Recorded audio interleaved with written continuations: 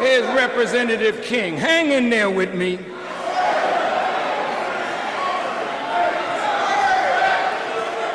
He said,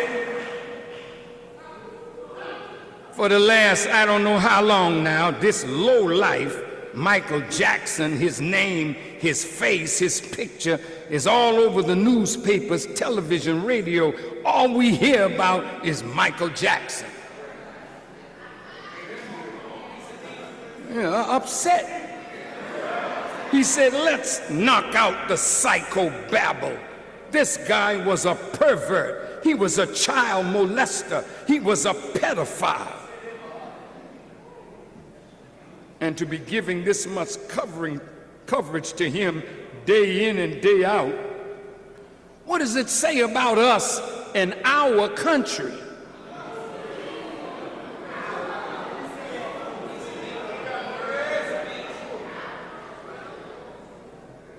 We don't need Michael Jackson.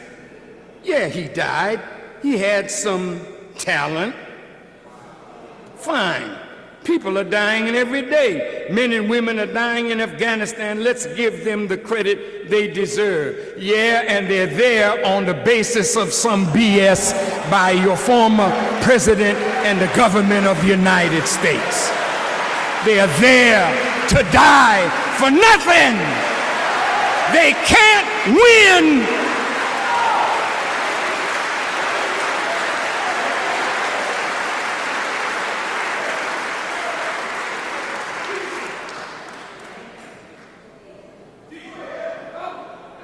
I said to President Obama, this is now your war. And the best thing you can do is find the quickest way to get out of there, because there will be no victory in Afghanistan for America or her allies.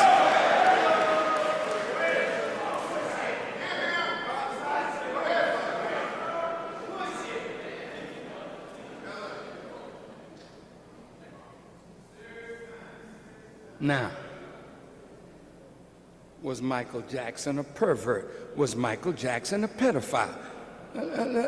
Let's see. Let's see. Now, it doesn't seem to make any difference if you win in court.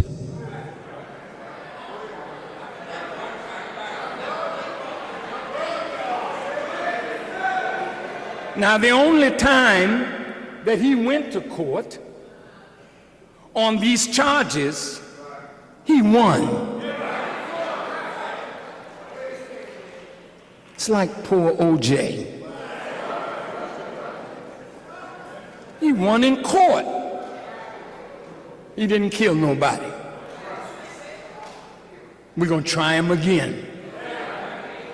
Well, he didn't kill, but he was responsible. I'm going to put that right back on white folks.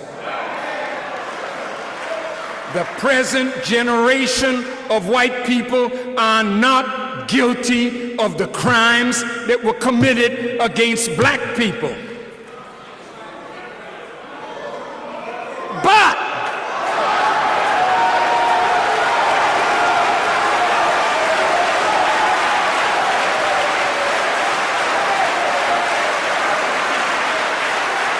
But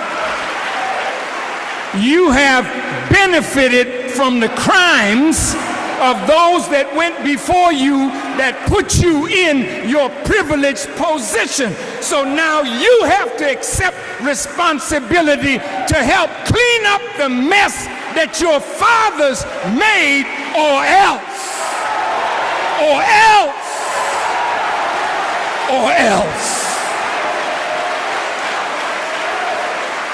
I'm not talking for me. I'm speaking the will of the God that has me before you.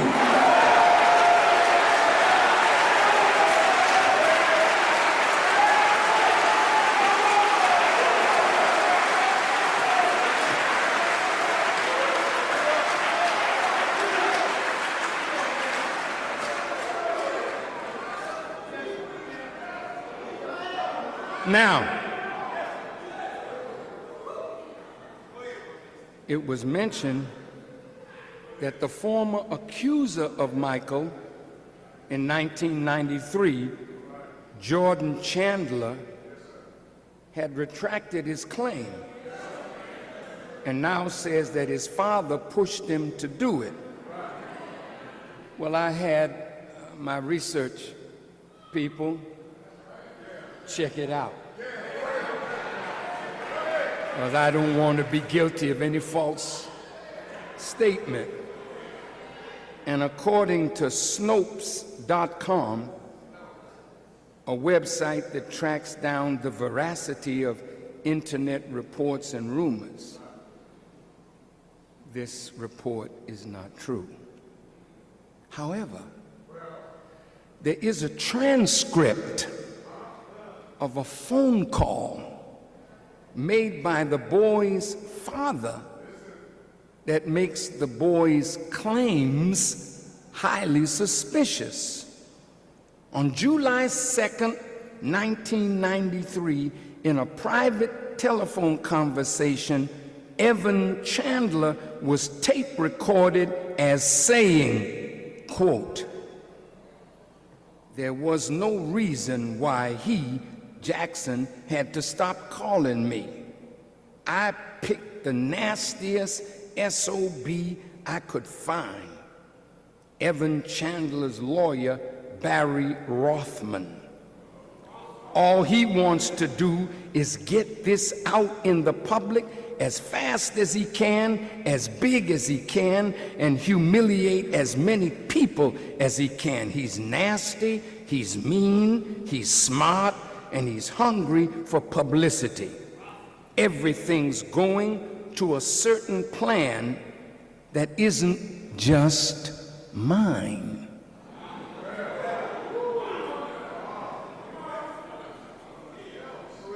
Once I make that phone call, this guy is going to destroy everybody in sight in any devious, nasty, cruel way that he can do it. I've given him full authority to do that. Jackson is an evil guy. He's worse than that, and I have the evidence to prove it. If I go through with this, I win big time. There's no way I lose. I will get everything I want, and they will be destroyed forever. Michael's career will be over. And in the same conversation, when asked how this would affect his son, Mr. Chandler replied, quote, "That's irrelevant to me. It will be a massacre if I don't get what I want."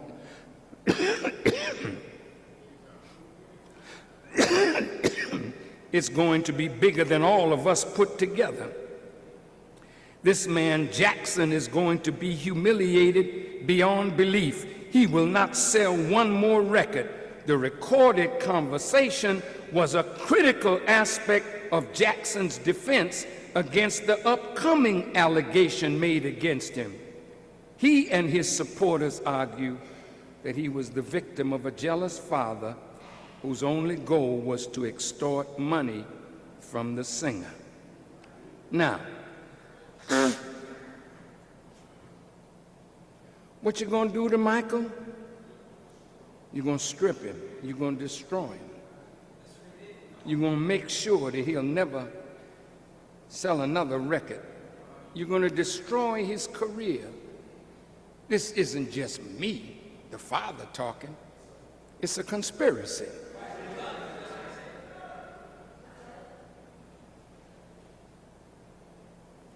This is the crucifixion. You saw Michael's color going from black to white. That's the outside journey. But the inside journey, Michael was going from white to black. Now watch. Michael started helping Africa. He met with Nelson Mandela. He gave lots of money to African charities. He wanted to build on the African continent. Danger, danger. Michael supported 39 charities, donated millions of dollars to important causes through his foundation. Now, whether you know it or not, these are his achievements. The Millennium issue of the Guinness Book of Records names Michael as the pop star who supports the most charity organizations. It is estimated that Michael has given over $300 million to charity. His many charitable acts includes multiple visits to hospitals, orphanages, terminally ill children. He paid for funerals of underprivileged and victims of disasters, brought thousands to visit Neverland free, paying for a liver transplant. He gave to childhood diabetes research, mother-to-child HIV transmission in Africa, drug abuse, immunization, leukemia, cancer research, hemophilia, AIDS, juvenile diabetes. This man donated to the Michael Jackson Burn Center, the Heal the World Foundation, and I could name all of the groups that Michael supported. And when we were doing the Million Man March, I met with Brother Michael in a hotel suite in New York, and I said, Brother Michael, it's one thing if 1 million women and girls cheer for you, but when 1 million men cheer you, that's significant. I said, Michael, what I would like for you to do is to come to the Million Man March and sing the song, I'm looking at the man in the mirror. Michael was all for it, but after we left, somebody persuaded him differently. But Michael gave $100,000 to the Million Man March.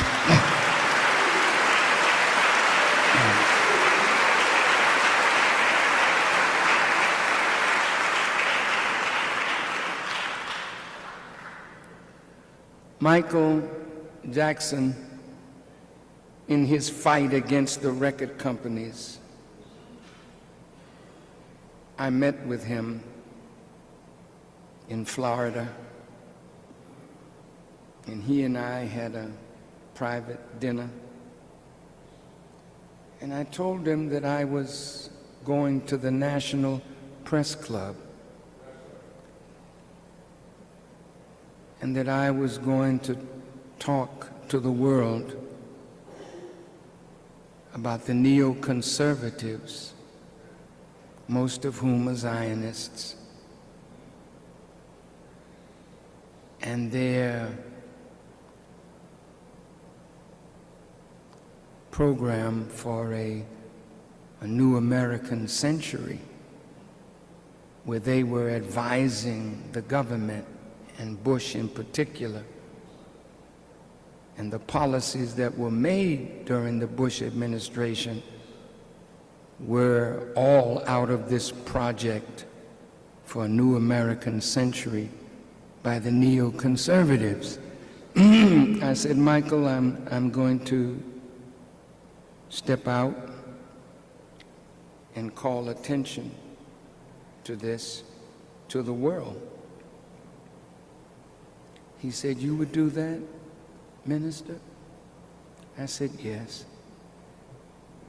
I said, I'm doing it because I want you to see that if you stand up in the name of God,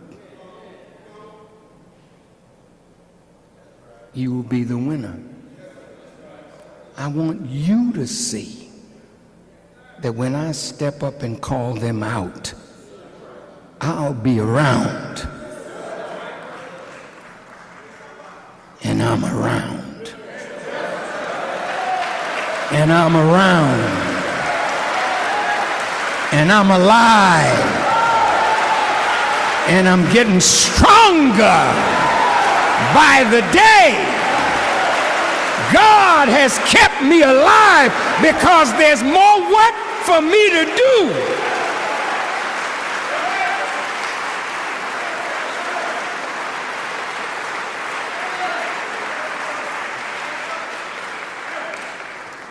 I won't tell you the rest.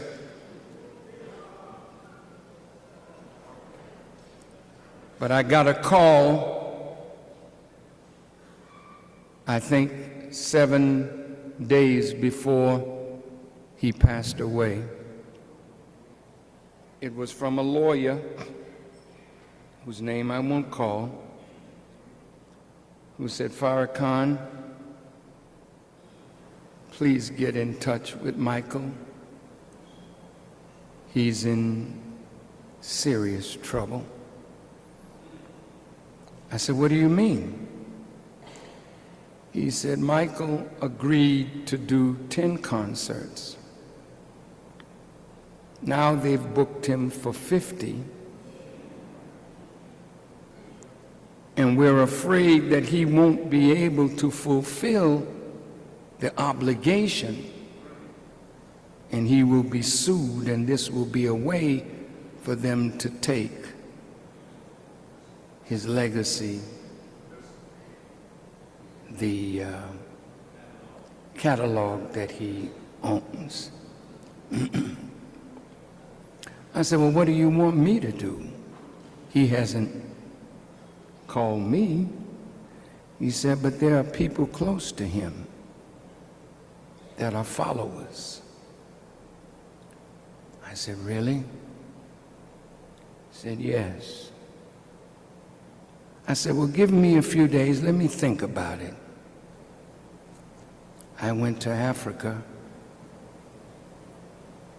and the first day that I arrived in Africa, we were sitting at the table having dinner, and a text message came to Rock Newman that Michael had had cardiac arrest. I hit the table and I said, my brother is gone. 15 minutes later, we got another text message saying that Michael Jackson was dead. I was invited to his memorial, not to say anything. I guess it would have been too much.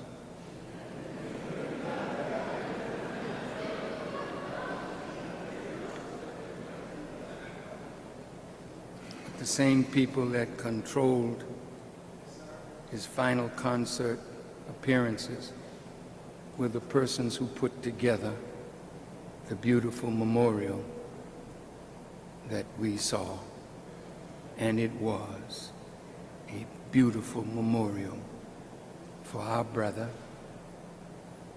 I was so proud of all of those who had anything to say, anything to play, or anything to sing, and I was very proud of our brother, the Reverend Al Sharpton, and the beautiful words that he spoke.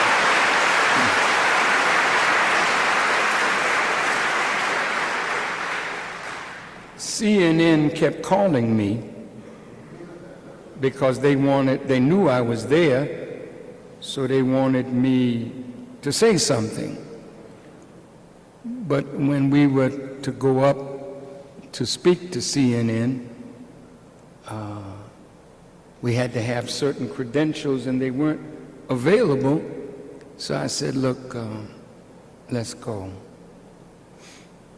Of course, I have to tell you that I was in good company. I mean, I was surrounded by stars and stars and more stars. And my light was not dimmed in their presence.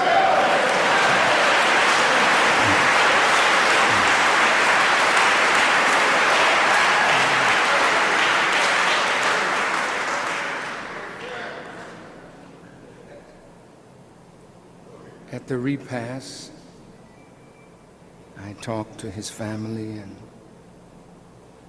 encouraged them. I believe that the best place for Michael Jackson's body, I still think he owns half of Neverland, is for a beautiful mausoleum to be built at Neverland. And all of the rides that some FOI enjoyed when we were at Neverland,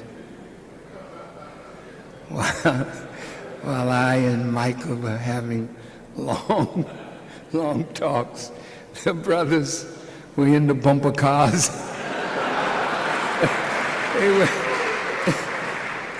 I realized, too, that most of us didn't have a childhood either. Those brothers were really having a great time. But I think that Neverland would be a beautiful place if it were returned to the way Michael envisioned it. And people would come and pay their respect to this fallen hero. Now I shall close. I called Michael the archangel of sound, song, and dance, because Michael's sound touched people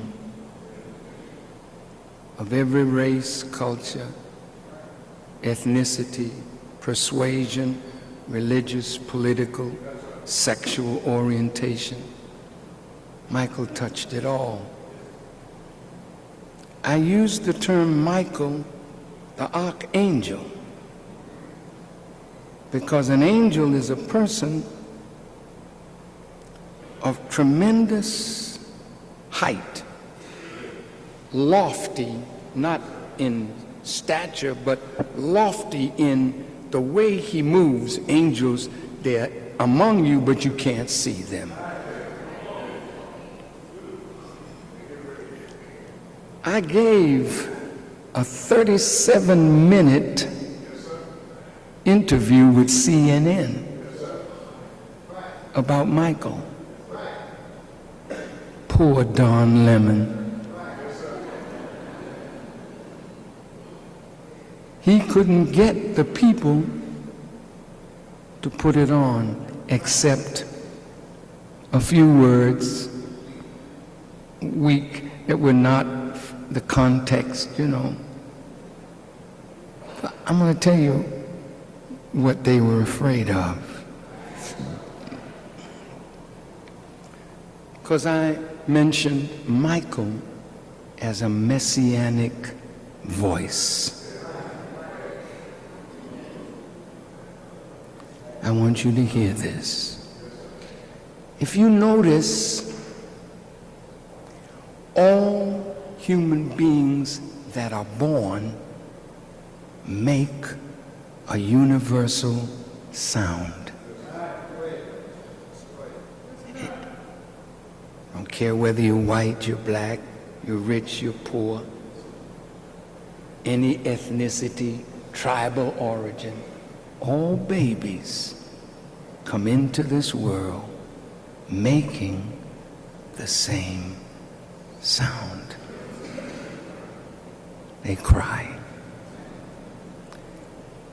At the end of life, all human beings die making the same universal sound.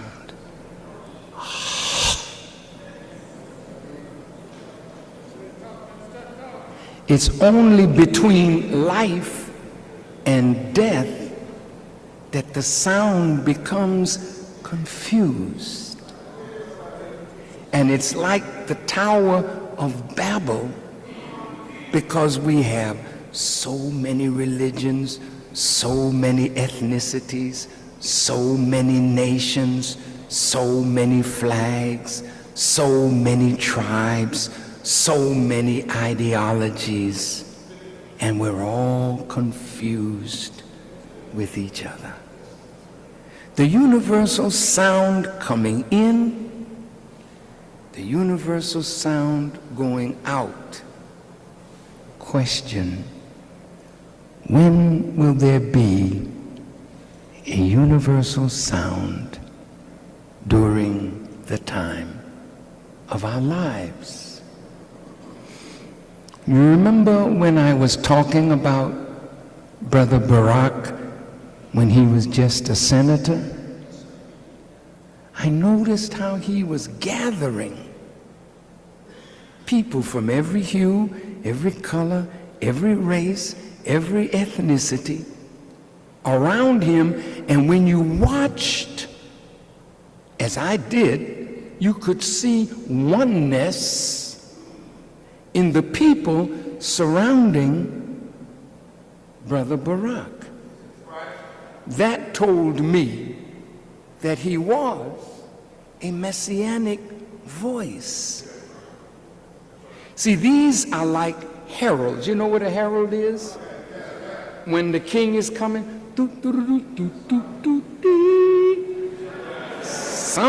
excuse me.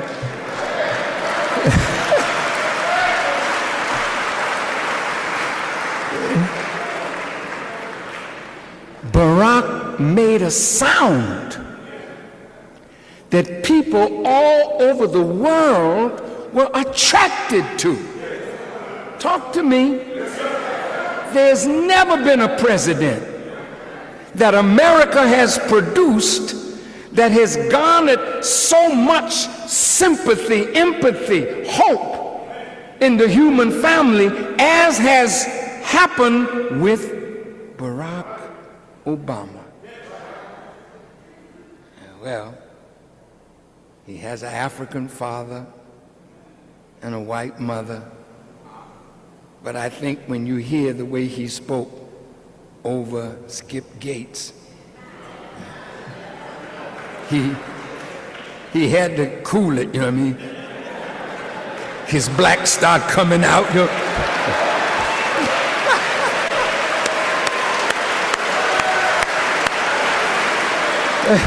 He had to pull that fella back in.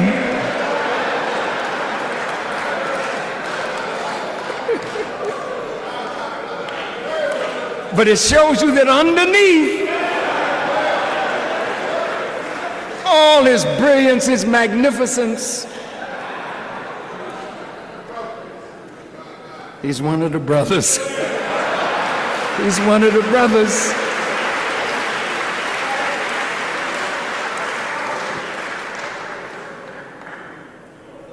But if you look at Michael, Michael made a sound. In his songs, he didn't have the greatest vocal instrument,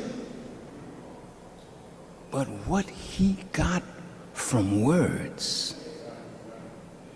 You know, each word is like an atom. The energy of that word is bound up in the word, but it takes the right spirit connecting to that word to explode the word, and the energy of the word comes across and you feel it.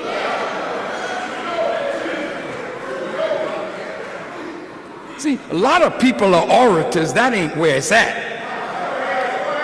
But the spirit, see, Michael had an anointed spirit.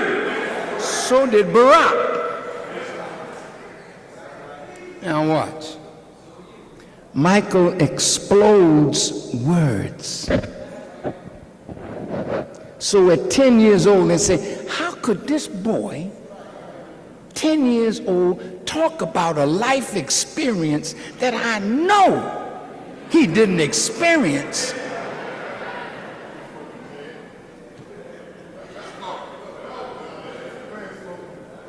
And you could feel Michael when he told them to beat it.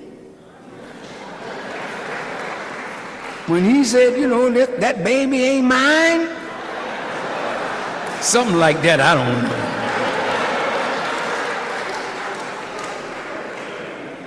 Gone too soon? You could feel Michael.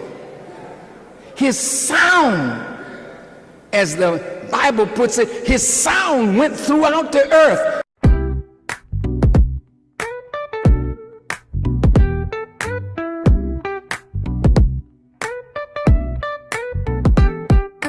Every Thursday night the vibe is set. Brother Leo and Sister Claudia, you won't forget. They're bringing truth, they're bringing light. Tune in, let them spark your mind tonight. The Imagination Show. Oh, every Thursday let it flow. Oh, Brother Leo, Sister Claudia, in the glow. It's the place to be, you already know. They talk that talk, they walk the walk. Breaking it down, no need for small talk. Wisdom flying like the eagle's soar. You'll leave with more than you came here for. Open your heart, let your mind expand. Feel the rhythm, take a stand. The Imagination Show. Oh, every Thursday let it flow. Oh, Brother Leo, Sister Claudia, in the glow. It's the place to be, you already know. Open your heart, let your mind expand. Feel the rhythm, take a stand. The Imagination Show. Oh, every Thursday let it flow. Oh, Brother Leo, Sister Claudia, in the glow. It's the place to be, you already know. Soulful voices on the air, breaking barriers everywhere. Turn it up, don't let it fade. Thursday nights are tailor-made.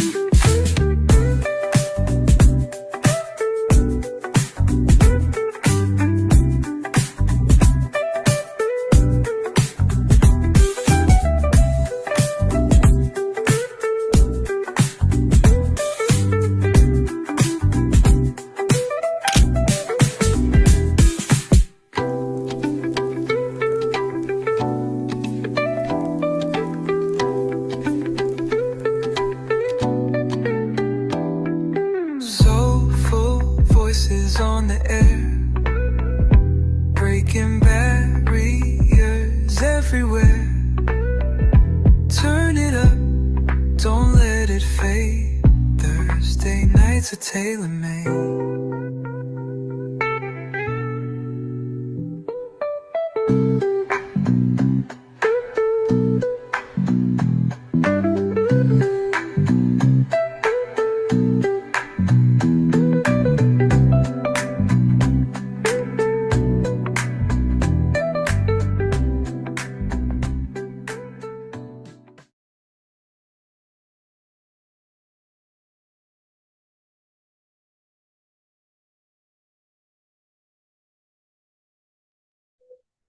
Praise be to Allah.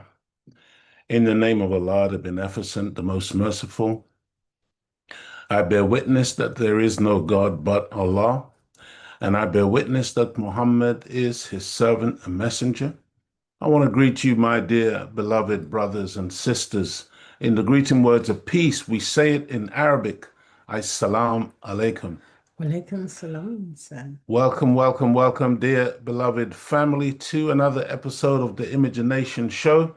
My name is Brother Leo Muhammad, and sitting alongside me is my beloved wife and dear friend, Sister Claudia Muhammad. In the name of Go ahead, beloved.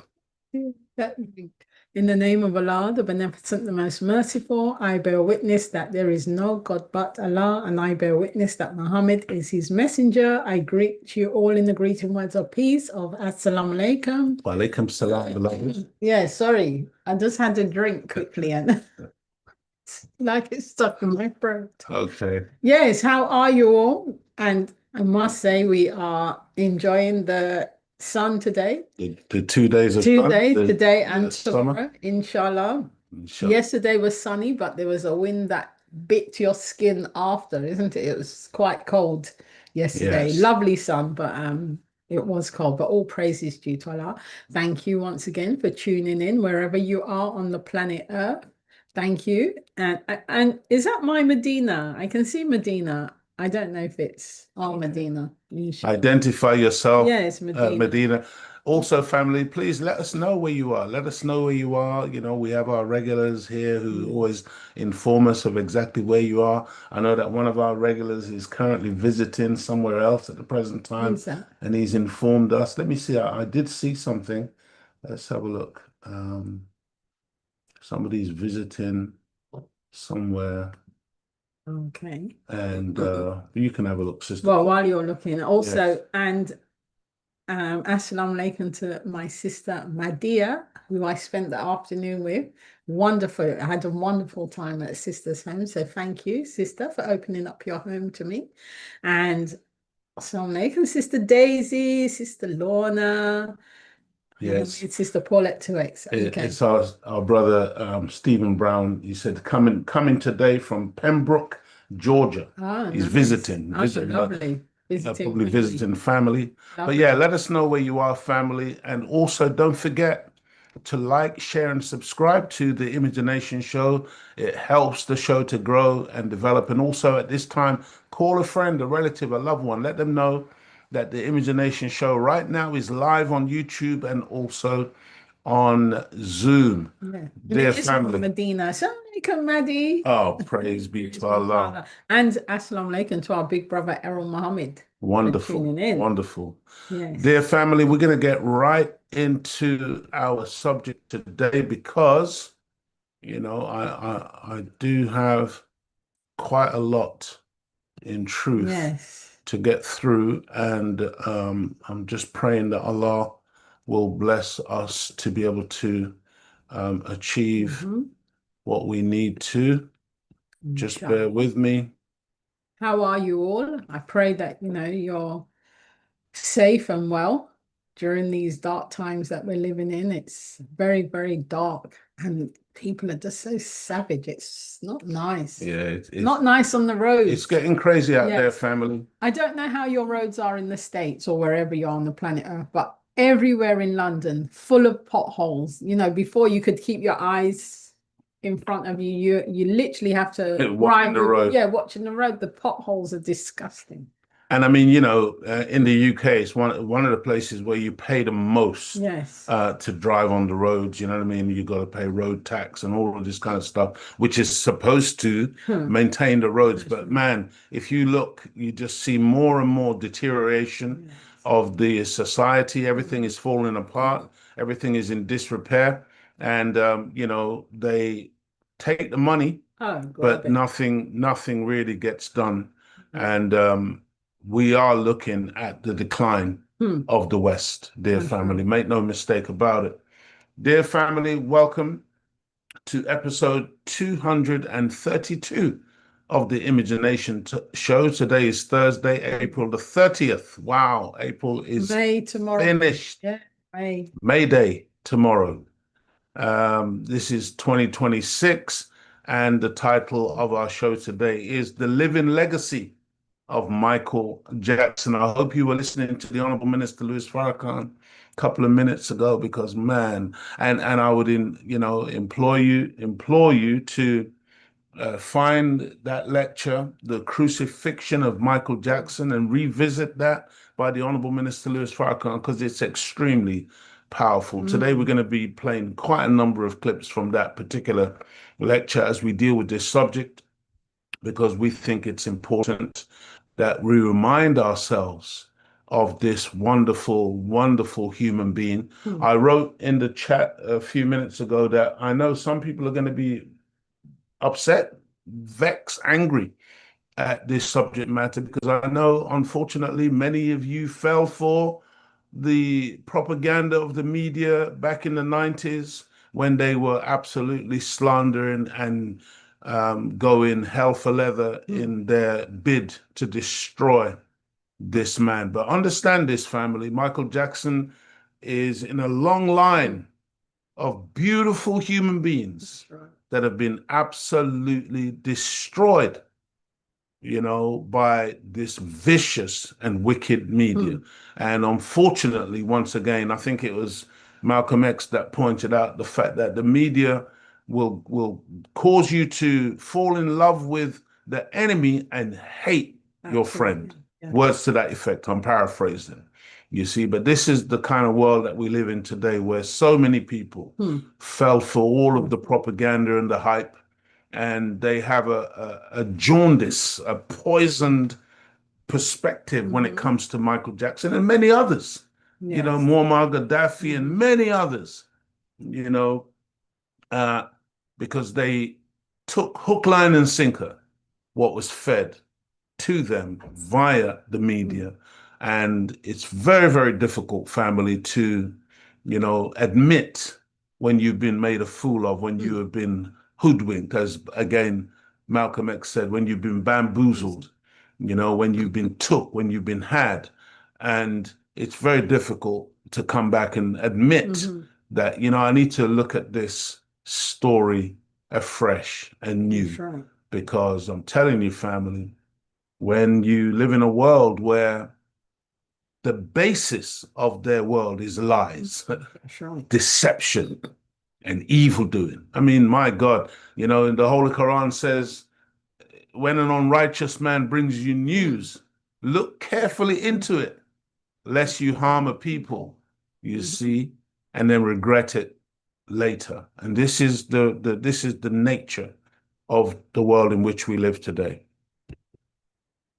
So let's get into it, family. Sorry, just very quickly. Go ahead. Mitchell said, you said, let you know where we are. I'm under the hood of my work truck, changing my fuel pressure regulator with my phone setting on the engine, listening to Leo and Claudia. Wow, that's beautiful, man. That's beautiful. Good to hear a man who's able to do for self when it comes to that type of work and that type of repair. These are skills that unfortunately many of us are losing and have lost.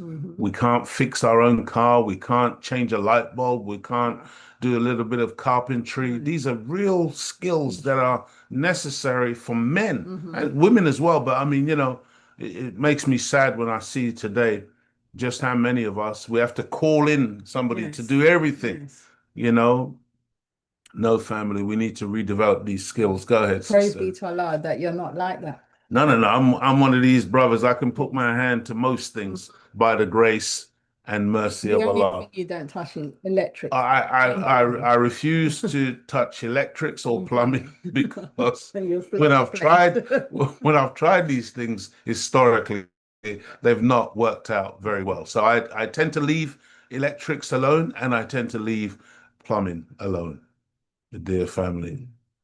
Today's show is entitled The Living Legacy of Michael Jackson, because the Holy Quran, chapter 2, verse 154 states, and do not speak of those who are slain in Allah's way as dead. Nay, they are alive, but you do not perceive. See, it's just important, family, to appreciate how we can live on. Michael Jackson remains living because of the tremendous body of work he left behind for humanity to study, benefit from, and be entertained by. That's right. His was an extraordinary life whose legacy is our inheritance and which continues to this day to make a lasting impact on all of those whose lives are touched in some way by his life. I mean, we just went and watched the movie of Michael Jackson just the other day, and I was touched. Yes. I mean, I was always a fan anyway, but I was touched all over again, dear family. His life was cut short at only 51 years old. And that was the beauty of Michael Jackson's music, because like our youngest son, he loved Michael Jackson, and he just pulls up all these songs. Some of them I've never heard before. Yes. But he, because of the love of somebody that he admired, he wasn't there during the time, and he actually, our son was born the same year that Michael Jackson passed away. Yeah. Wow. So just to show you the impact. But if you could see him dance like Michael Jackson, you would think that, he grew up in the era, but no. And again, this is all a part of the legacy that we're talking about. When somebody can influence from beyond the grave, they live, family. They live. I hope everybody is good as we continue our program this evening. Now, proof of Michael Jackson living legacy took place on Wednesday, April the 22nd, 2026, when a new movie hit the cinema screens called simply Michael. The movie is the cinematic portrayal of the life and legacy of one of the most influential artists the world has ever known. The film tells the story of Michael Jackson's life beyond the music, tracing his journey from the discovery of his extraordinary talent as the lead of the Jackson 5 to the visionary artist whose creative ambition fueled a relentless pursuit to become the biggest entertainer in the world. Highlighting both his life off stage and some of the most iconic performances from his early solo career, the film gives audiences a front row seat to Michael Jackson as never before. And this first movie is only where his story begins. At the end of the movie, family, those words came on the screen, to be continued, because apparently, there will be a second film, and we very much look forward to that. Dear family, the role of Michael Jackson is played by his nephew, Jafar, who is the son of Michael's brother, Jermaine Jackson. In the movie, the young preteen Michael Jackson is played by Giuliano Valdi. Oh, man. So cute. He's a cute little boy, isn't he? So absolutely brilliant actor. And it was a real joy to see, a young man play that role and play it so well. And when he's not playing that role, he's just so well spoken. Really? So intelligent. Okay. Really intelligent boy. Lovely. Yes. Yeah, it was a real it was a real joy to see. One of the reasons why we call this the living legacy is because they bring Michael Jackson to life. That's right. All throughout that early period, including, when he's being punished by his father. All of that is depicted, but all of it gives you a sense of the reality of the life that these young boys were coming from, that ultimately formed the Jackson 5, and the father and what he was attempting to do with his sons. I mean, I really thoroughly enjoyed this movie, dear family. Yeah, it was brilliant. And in my humble opinion, the casting in this movie could not have been better, with each actor given a realistic portrayal of the life of their character and the part that they played in the life of Michael Jackson. This was really about Michael. There is to be a second part to the movie, which no doubt will deal with the relentless attacks and baseless accusations, trials, and tribulations that Michael Jackson had to endure while being crucified before the whole world. Jafar, I mean, look at that. Look at the resemblance. Yes. It's amazing. Absolutely amazing. I hope everybody is good, family.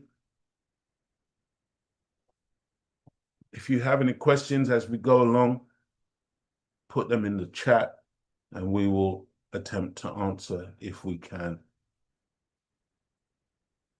Praise be to Allah. Now, today, we want to take an in-depth look at the life of our brother Michael Jackson from the divine perspective of the man of God in our midst, the Honorable Minister Louis Farrakhan, who over many years developed a personal relationship with Michael Jackson.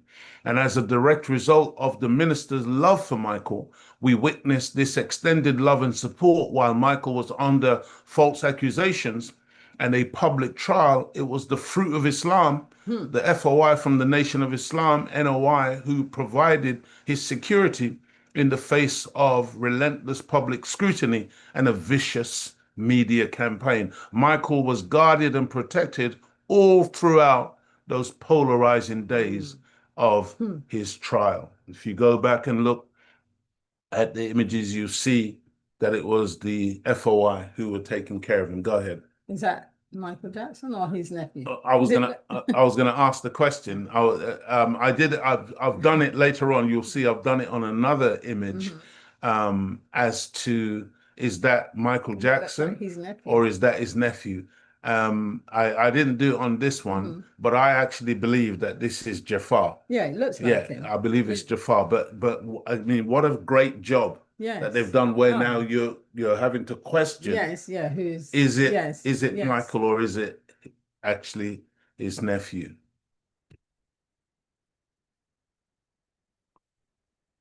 Okay. So, family, let's hear from the Honorable Minister Louis Farrakhan.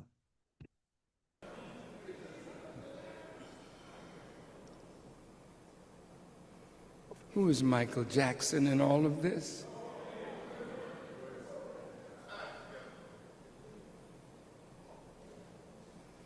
Michael Jackson, the seventh of 9 children, was born to a devout Jehovah's Witness mother. His father, Joseph, a steel mill worker who performed with an R&B band called the Falcons. Well, the boys didn't form the Jackson 5. Joe Jackson formed the Jackson 5. Even in the film, they try to, there's a little where they try to really suggest that the father is this, really horrible person. But you see, family, it's so important that we understand why God gives us mothers and fathers, and that you can't discard your mother and your father, and that your mother and your father, they have a job to do with their children. And even if they make mistakes or if they mess up or if they're a bit harsh and whatever, that's your mother and that's your father. Without them, you would not be here. I mean, it's just so important for us to really appreciate the value of a mother and a father. There's something about Joe Jackson that we have to understand. Most of us have children and we have no purpose for them. So they grow up without a name, without a purpose, and we just hope that they'll turn out all right. I mean, imagine that's what most of us do now.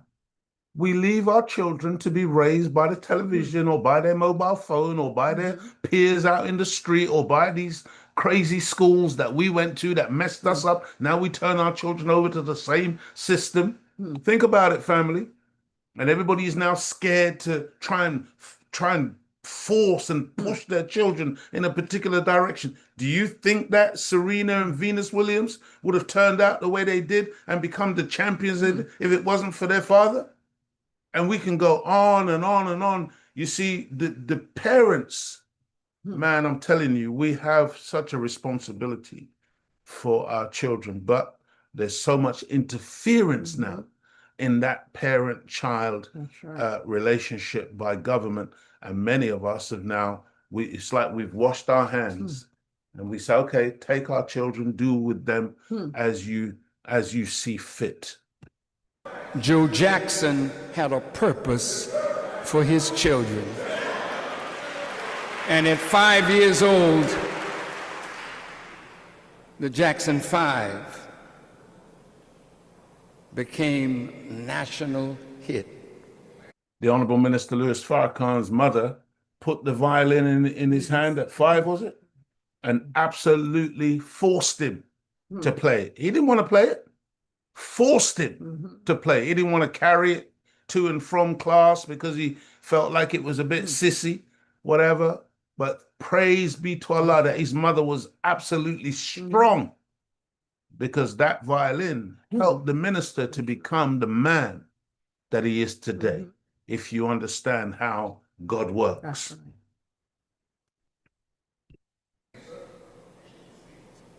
Their first 4 singles, I Want You Back, ABC, The Love You Save, and I'll Be There, went to #1. The Jackson 5 were born. When I talked with Brother Michael, as I will chronicle now, he said to me, Farrakhan, I didn't have a childhood. I would have liked to have sleepovers and pillow fights and all the things that children did. But I was performing since I was 5 years old.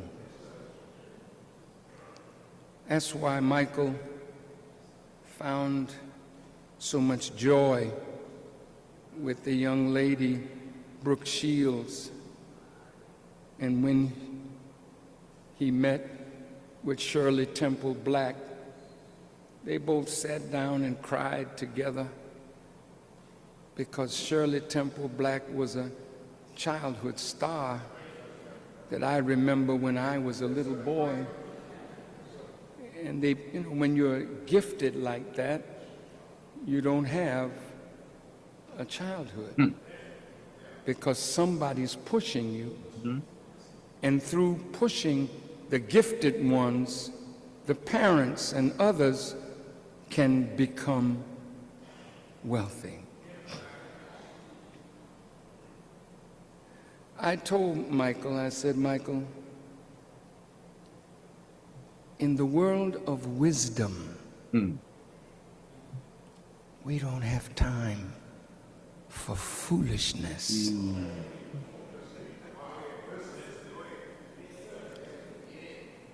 In the world of wisdom,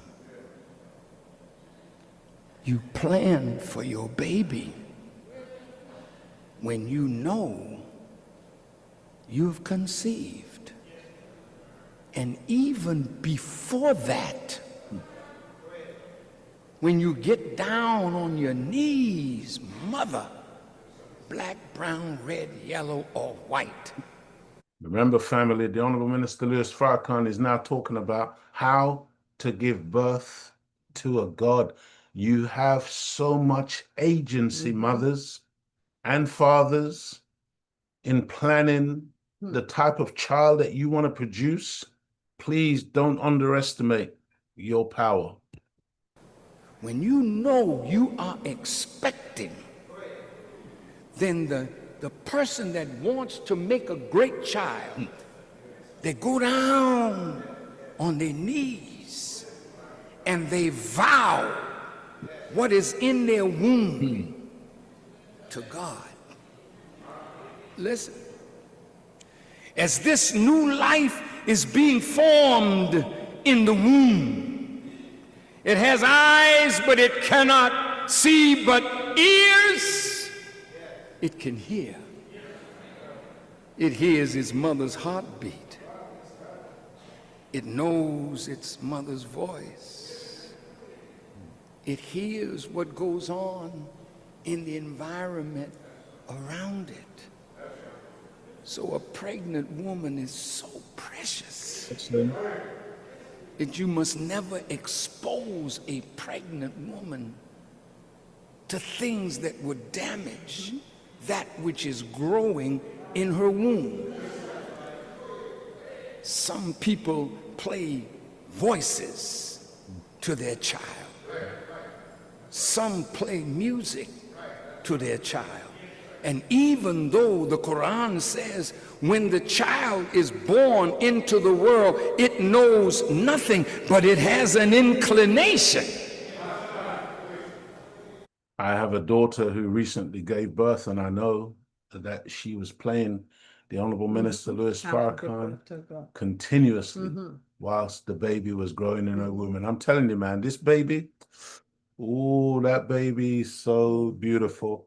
Call him the wise one. Yeah, he's so alert. When you see the way he looks, you know, this new generation of unborn is just phenomenal. Go ahead. And he will just sit and watch the minister. Yes, he sits. He's only a few months old, but Yes. he's very calm, Yes. very chilled out, and he just watches the minister. Yes, he watches the minister now. Yes. As if he knows him. That's right. He Right, knows the because he voice. knows the voice from the womb. You see? Wow. Coming from that womb, the woman is sacred. And it's so sad that we as men don't realize how sacred the womb of the female is. That you make the prophets, you make the kings, you make the rulers, you make the demons. Well, I hope you heard that part. See, because whether they're kings, prophets, rulers, good, bad, ugly, they all come from the womb, family, of the female. We make the demons. If we are demonic in what we are associated with and around when we're pregnant. It's deep, family. It's very deep. They all come from your womb. Michael Jackson's mother was a praying mother. That young boy was born into the world for a purpose and with a destiny bigger than music. We know him. My children knew him from the time he was 10 and came to public attention. My children grew up watching Michael Jackson and the Jackson 5, and when they had the little, what do you call it, child shows, you know, what, cartoon of the Michael Jackson and the Jacksons. My children would stay at the TV. They knew all. When I was a child, there was hardly any black people on the TV. There was hardly any black stuff. Every now and then we would see Muhammad Ali. But I'm telling you, man, that Jackson 5 cartoon, ooh, that was must watching for me as a child when it came onto British television and we were able to access that. It was just phenomenal just to see this little cartoon featuring black children and black children who were singing and dancing, and man, it was amazing. Of the Michael Jackson and the Jacksons. My children would stay at the TV. They knew all his songs by heart. And we watched him grow. I wish they had the screen so I could show you his growth. At 10, he was black. with a black face, kinky hair, broad nose, thick lips. Somebody told Michael he was ugly. Somebody told my brother he wasn't good looking. And when you watch the movie, you get a hint. You get a hint. In fact, you get more than a hint, but also you see from very early the type of, some of the reading materials that he was exposed to, what he would then gravitate towards later in life as he began to change himself. It's deep, family. So again, you have to be very careful what you expose your children to. What are the models? What are the images that you want them to emulate or be like? You see, if like when I was growing up, most of the stuff that we had was white. Yeah. And you know, remember, I'm born in Jamaica, in a basically solid black country when I was born. But I can remember coming to the UK, and I can remember within a few years, maybe just a few years, looking in the mirror one day and literally asking God, why did you make me black and ugly? That's how pervasive and that's how intense the white supremacy indoctrination was in the society, whereby now I'm rejecting my blackness as a black child born in a black country. This is some heavy stuff, you see. And if you think that our children are not being subject to this, you're making a huge mistake. They've been bombarded with white supremacy all the time and black inferiority all the time. And you better have a program to counter that. Otherwise, your children, they get to a certain age and then they're lost because they go down the road of following foolishness and madness and everything that is not of them. I hope you're following this, family. We're talking about the living legacy of Michael Jackson. Somebody told you the same thing. That you were ugly. So you begin to hate the way God made you, but you don't have no money to fix it.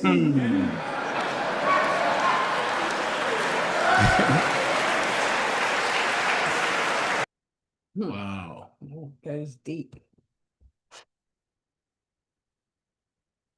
I hope you're all good, family. We are also taking most of our clips today from the powerful lecture by the Honorable Minister Louis Farrakhan entitled The Crucifixion of Michael Jackson. Now, Jalen Lyndon Hunter and Trey Orton played the role of Marlon Jackson, one of the Jackson 5, one of Michael's brothers. These are the actors who played that particular role when they were young and when they were older in the movie.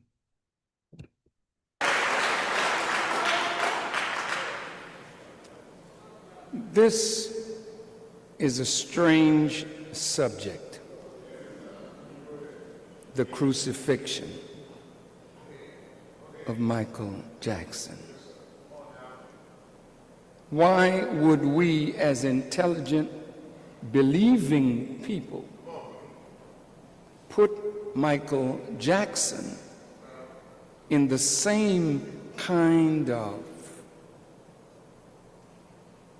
trauma, dilemma, torture, scourging as the man Jesus?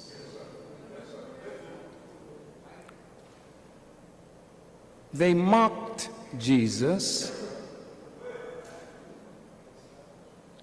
when they crucified him. They had at the top of the cross Jesus, King of the Jews.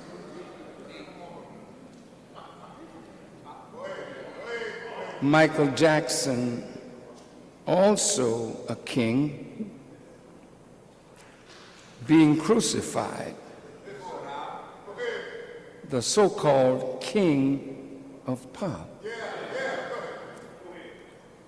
I see Michael much deeper than those who have talked about him. I want to talk to you today about the method that the enemy of God and the enemy of the rise of humanity is using, has used, and plans to use again to destroy leadership that will cause, first of all, black people to rise, second of all, humanity to rise. You may say, rise from what? If the scripture says that Satan deceived the whole world, are we in the world? Could it be that we too have been deceived? Well, what would the greatest deception be?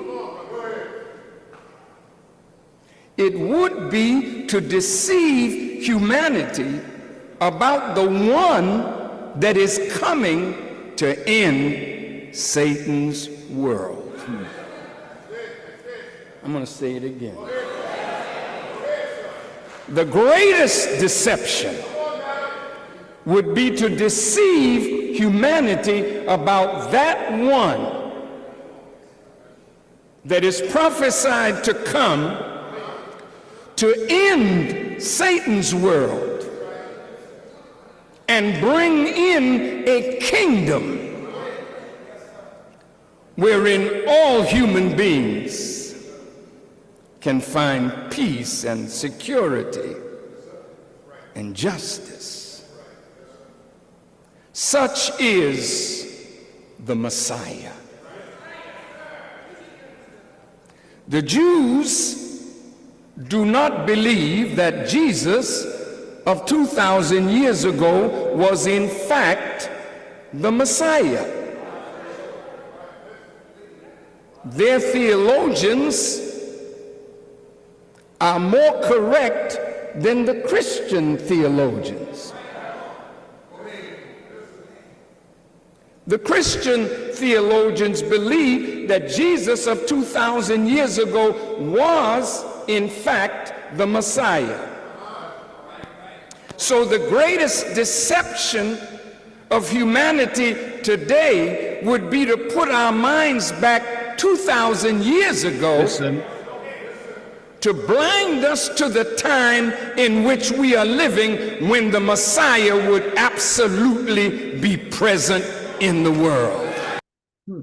I wonder if anybody's listening, Sister Claudia. They are. You see, because family, when the Honorable Minister Louis Farrakhan talks about Michael Jackson having a messianic voice, and that he is like an herald, because he's living in the time of the Messiah, you see, and it's not an accident that he used his voice and to draw people together and to get people into such a way that he's exploding words and causing people to look at this young black man, which in turn would bring you into the idea, the concept of the divine today, not looking back. Because, you know, you see, we've fallen for this thing, man, where we're looking back and we're saying all of these people historically, thousands of years ago, were divine. They were from God. They were of God. But we can't see God living and breathing among us today. Yeah, our minds have been locked Oh, in man. the past, isn't it? So then we miss the present. Telling And you, he's in plain sight to us. plain sight, beloved, plain sight. Mhm. And Michael Jackson and the Jacksons, Muhammad Ali, all of these people, Bob Marley, all of these people, they were given to us. They were raised up among us as signs, you see, of the time Mhm. that we're living in. To show us, those of us saying, well, why am I black? Why am I ugly? Yes. No, no. He's showing you beautiful people, wonderful people, people with souls and spirits that resonates and are like magnetic, attracting all manner of people from different parts of the globe.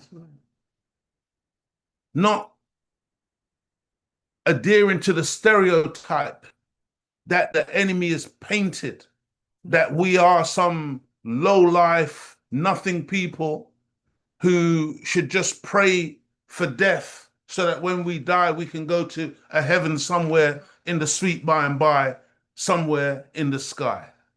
I hope you're listening. So Family, go ahead. Any right. I asked the same thing, my brother Leo. I hated myself when I was young. My mother told me I was ugly and just like my father. And I think that was a common thing.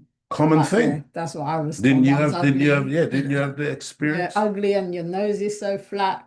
Yeah. Oh, Then my man. mum would try and push it to make a breach. Yeah, when I was born, it was that they used to squeeze the nose. I Yes. don't know if my mum did it, but I know that was a common thing Yes, it was. during that time period where they would literally try and squash the nose To to make it straighter. Yes.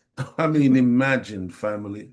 Imagine. Yes, imagine. But praise be to Allah for the teachings that, the children, well, in our household, they know that they're beautiful. They love their blackness. Absolutely. To say to your child that you're ugly, just Wow. that's The damage. very destroying. So Judah Edwards and Ryan Hill played the role of Tito Jackson. Tito Jackson in the movie.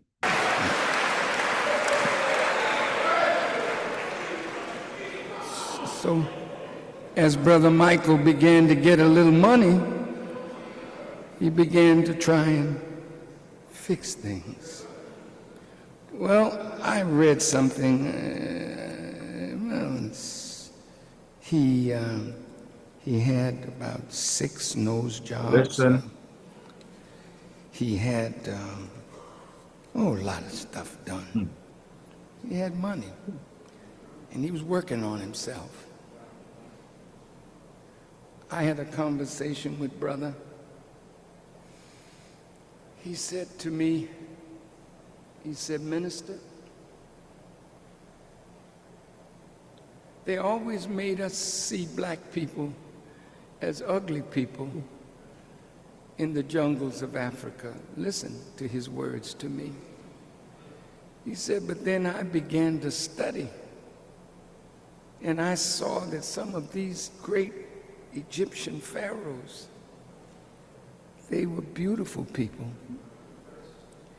He said, "And so I went," he said, "to my friend Spielberg and David Geffen and others, and I asked them, would they help me to produce a movie on the lives of Africans to show black people how really beautiful we are and were."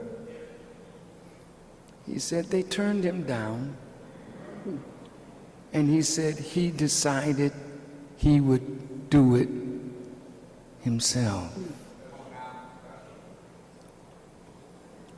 You see, Michael Jackson, again, he thought that these were his friends, you see, and that they would help him to do this, but that's not a part of their agenda. That's not their mission. That's not to show us in a true light, to show us in a good light. No, family.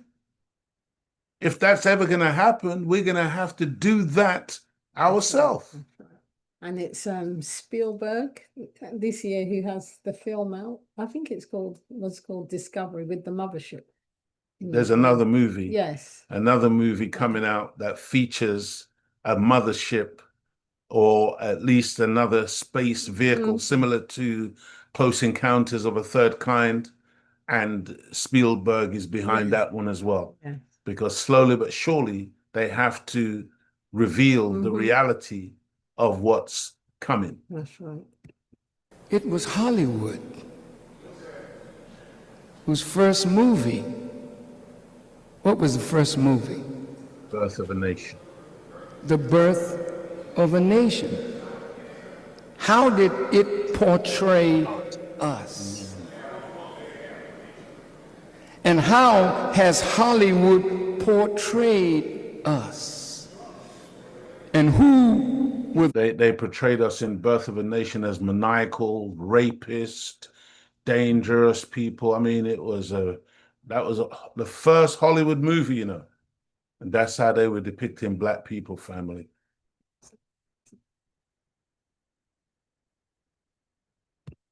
Has Hollywood portrayed us? And who were the Hollywood moguls that portrayed us like that?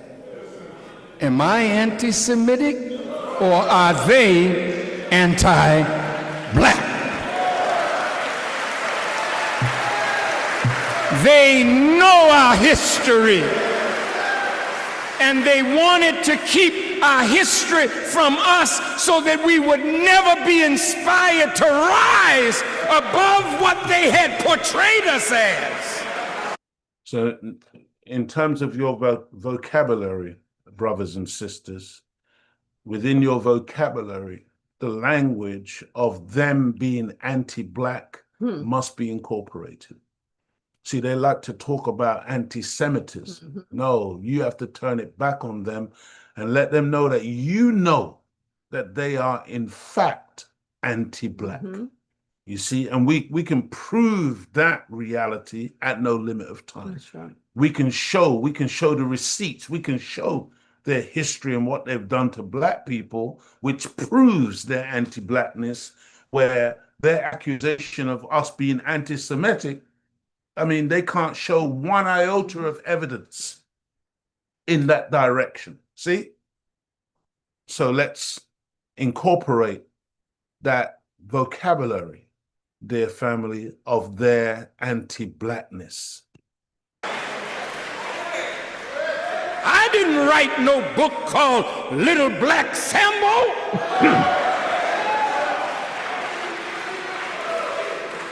Somebody wrote it for me to read. I'm not anti-Semitic, but they were anti-black.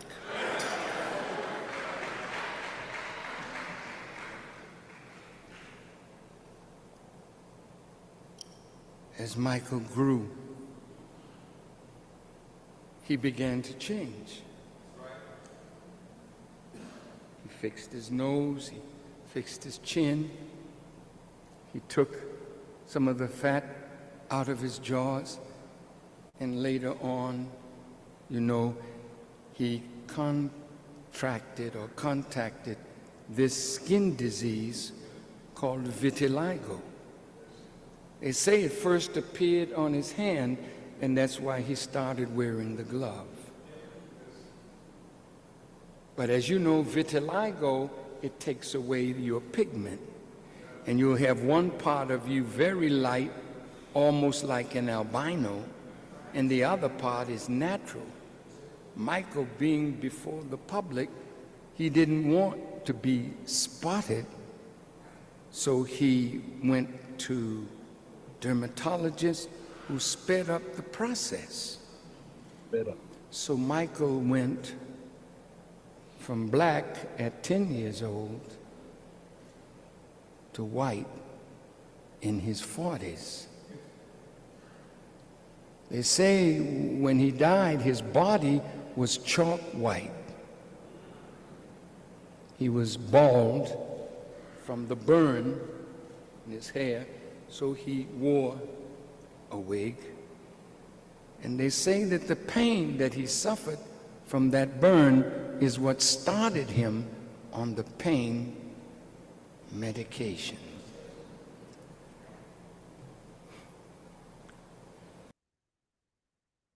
Oh, family, when you watch the movie, again, all of these areas are kind of touched, and you get a good impression of how these things came about, especially that pain medication.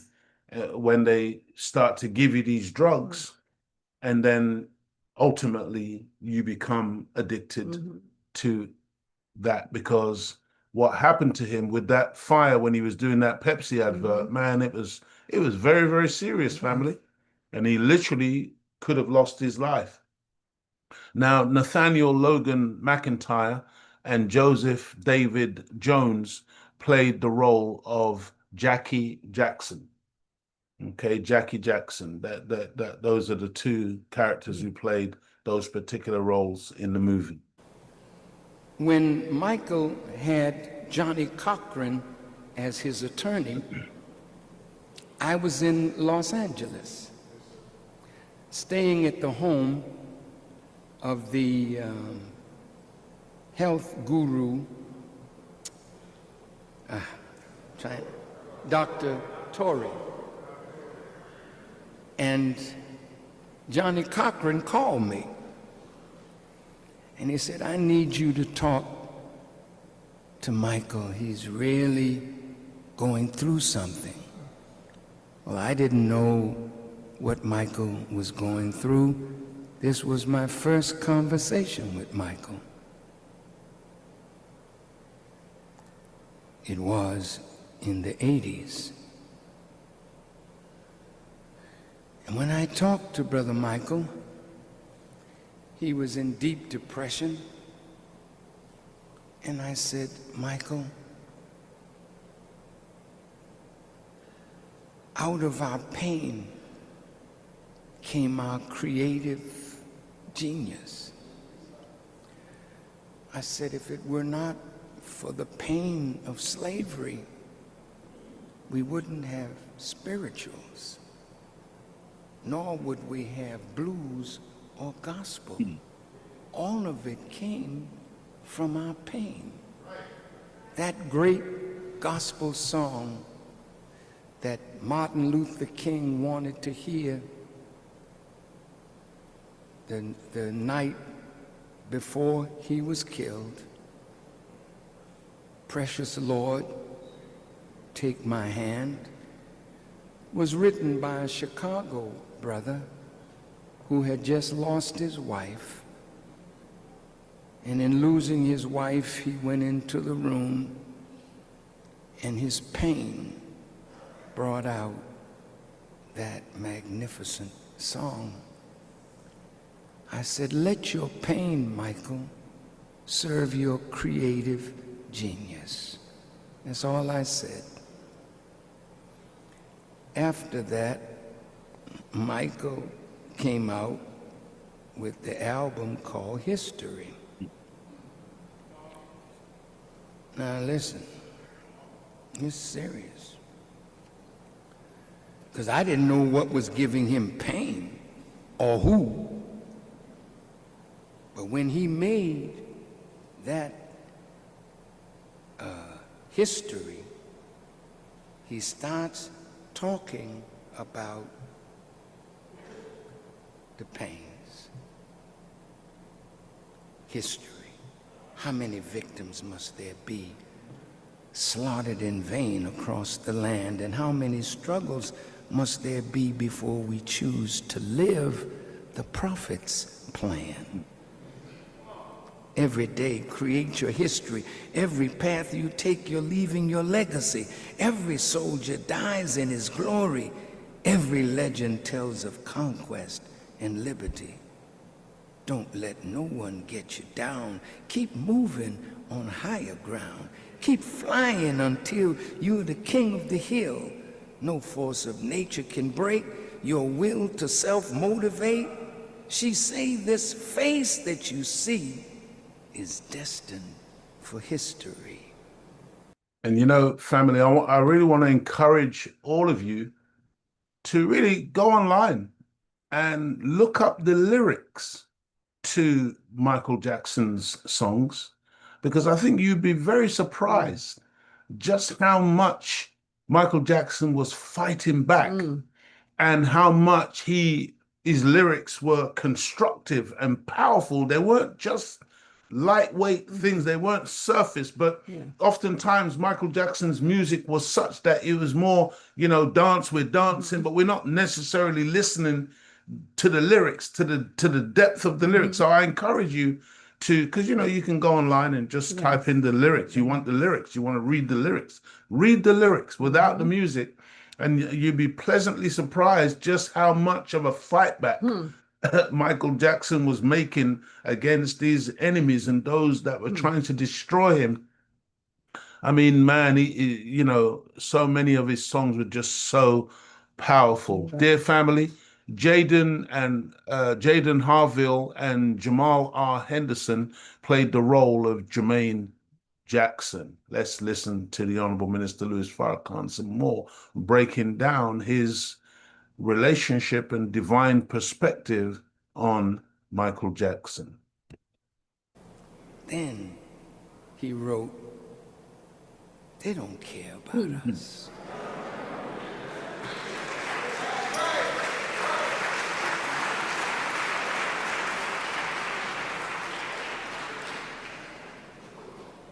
They don't care about us. They who? See, he's sending his people messages out of his pain. They don't care. And some of you are dumb enough to think because we have a black president that they now care.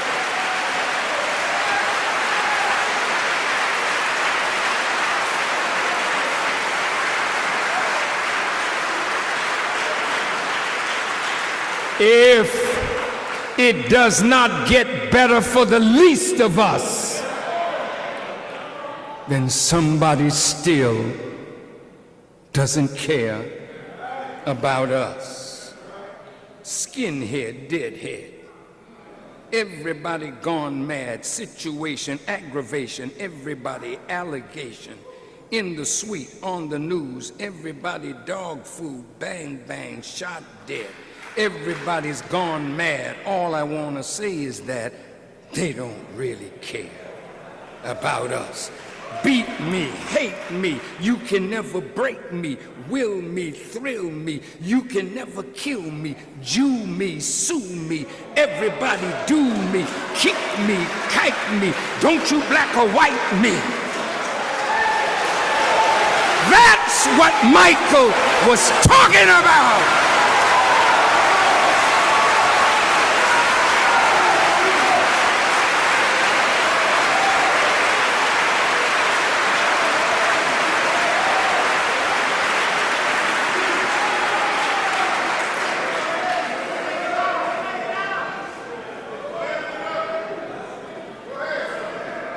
They made him go back in the studio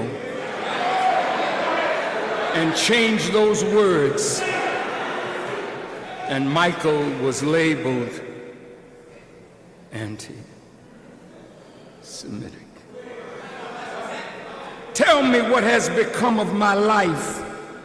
I have a wife and 2 children who love me. I am the victim of police brutality. Now I'm tired of being the victim of hate. You're raping me of my pride. Oh, for God's sake, I look to heaven to fulfill its prophecy and set me free. Skinhead, deadhead, everybody gone bad. Trepidation, speculation, everybody allegation. In the suite, on the news, everybody dog food, black man, black male, throw your brother in jail. All I want to say is that they don't really care about us.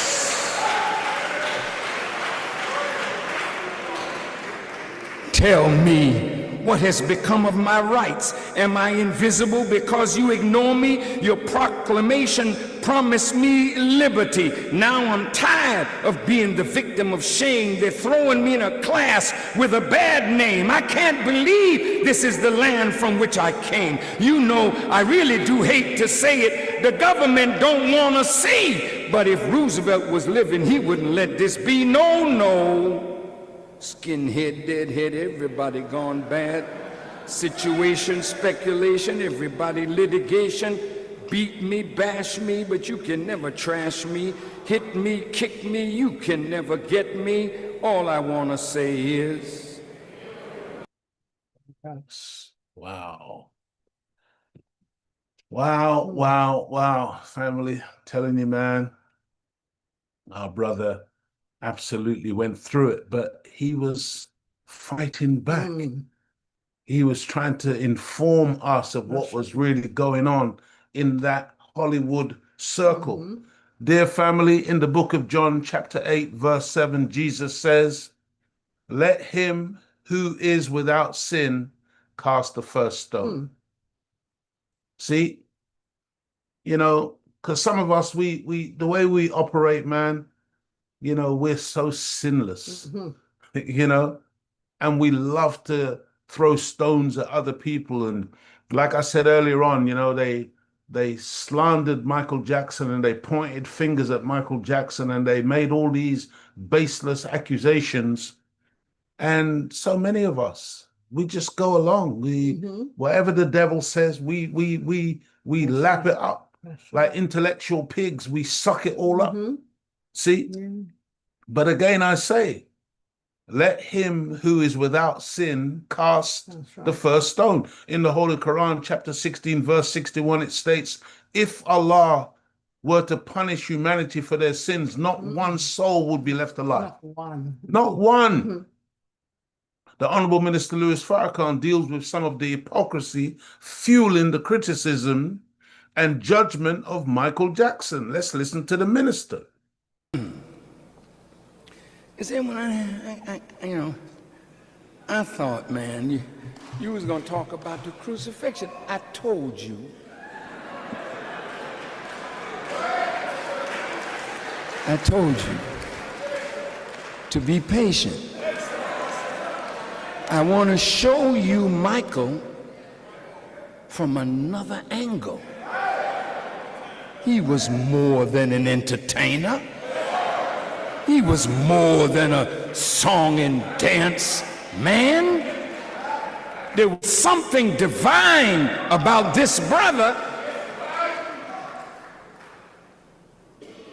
Oh, wait a minute. He committed sin. Well, since we're on that subject,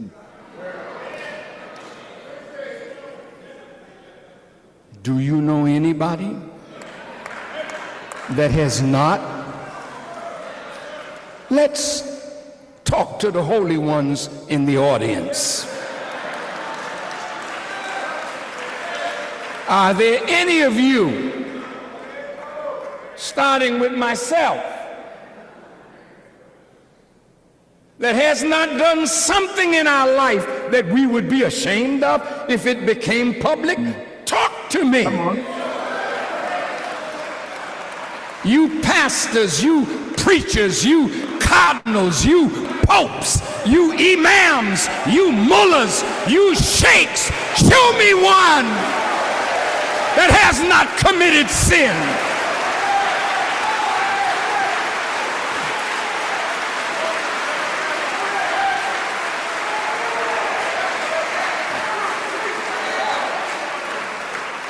And make no mistake, the Honorable Minister Louis Farrakhan is not saying that Michael Jackson is guilty of any of those things he's been accused of, but he's questioning us.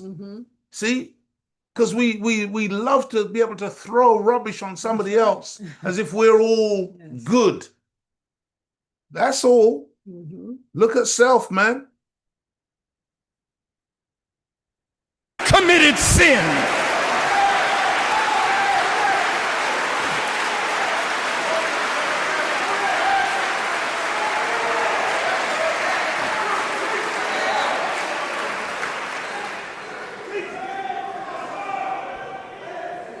Why would anybody need the mercy and forgiveness of God if the flesh were not made to trouble the spirit?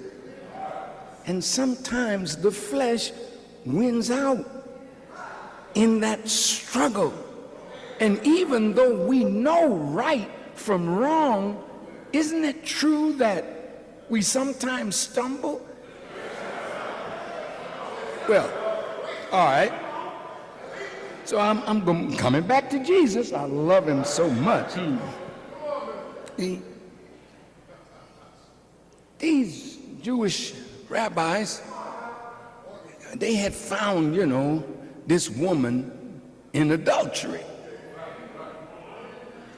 I don't know how they could find her in adultery and only bring the woman to Jesus. Something is wrong with that picture. But anyway. Any right? I hope your two Mexican brothers are enjoying this exegesis of Jesus, man, because it's beautiful.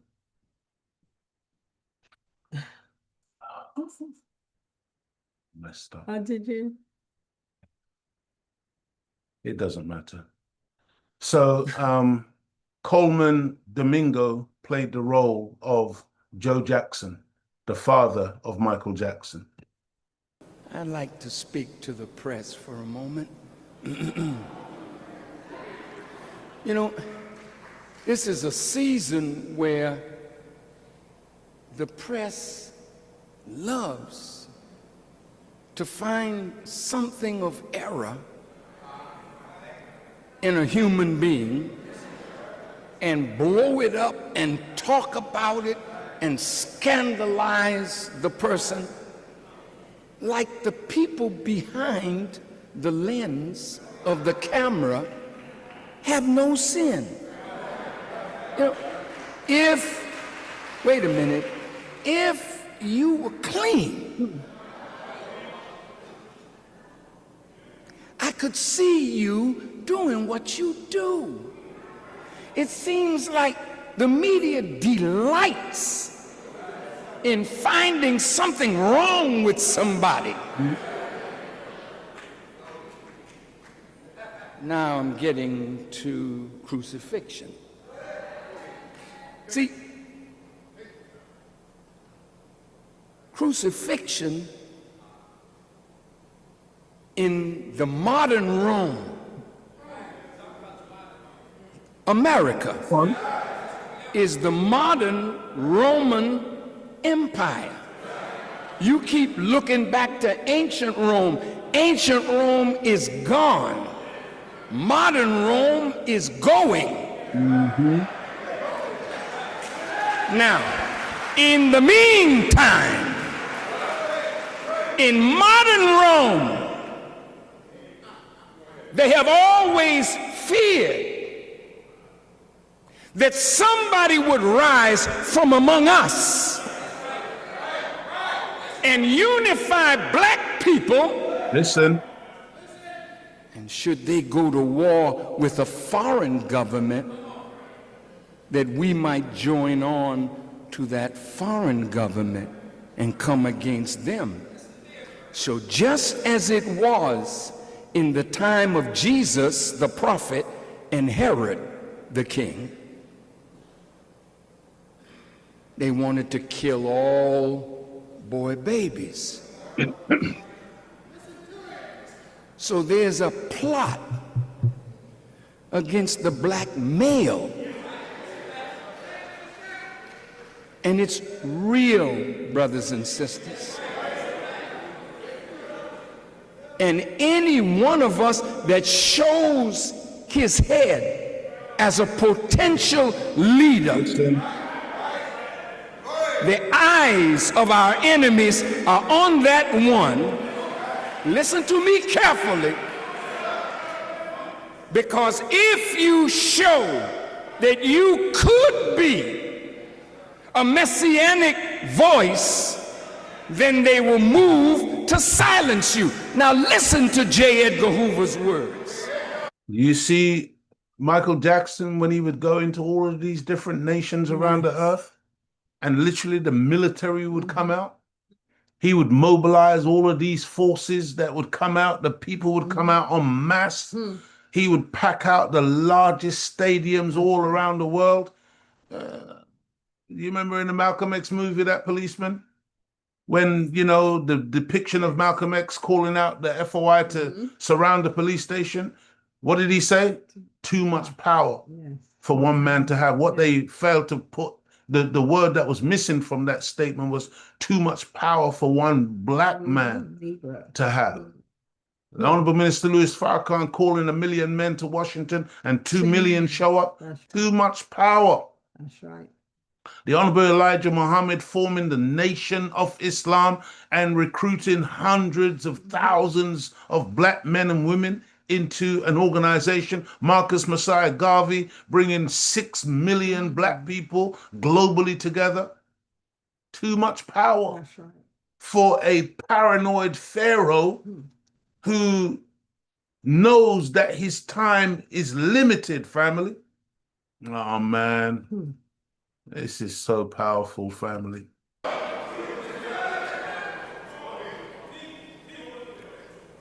J. Edgar Hoover's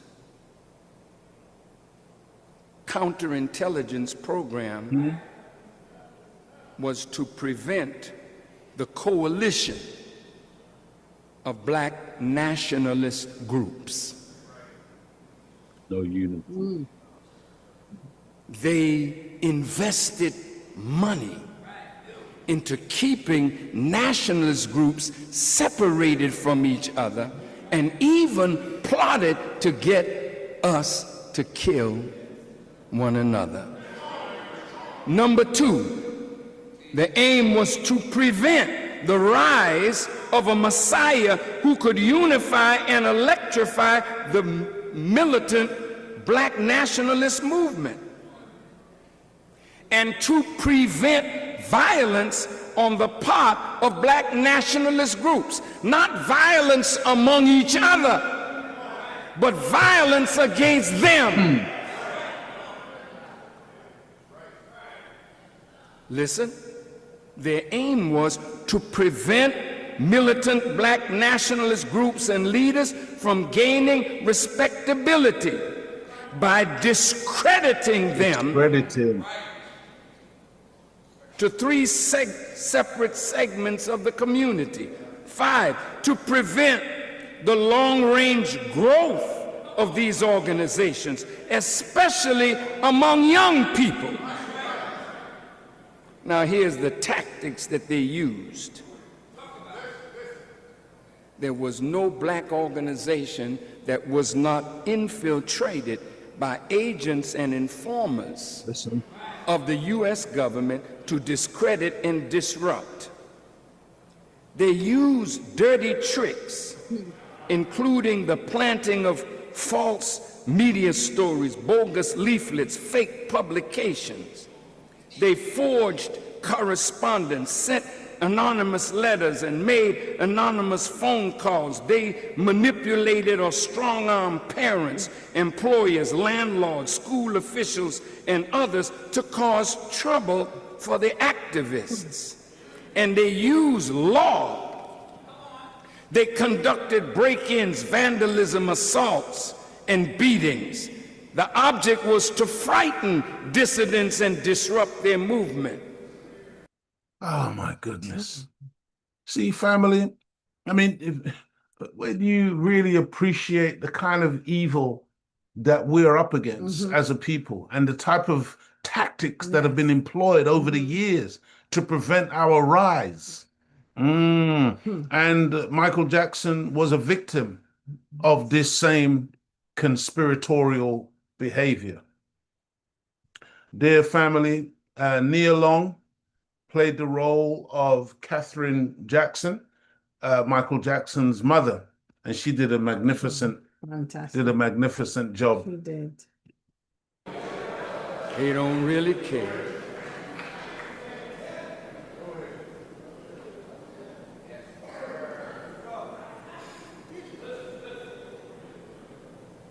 What you don't know is when one of us becomes famous. They watch us closely. Do you remember Different Strokes? Do you remember the little brother called Todd Bridges? I was in the home of Jim Brown, probably one of the greatest football players that ever played the game, and Todd Bridges was there. And he came to me and said, Farrakhan, I was going to change my name to an African name. And the FBI came and visited me and warned me that I should not do that or else. Why is his desire to change his name a problem for the U.S. government? It's because all of you wear the names of your former slave masters. And as long as you're in the name of your former slave master, you are not yet free. You got to get out of his name and come into the name of God, which you rightly deserve.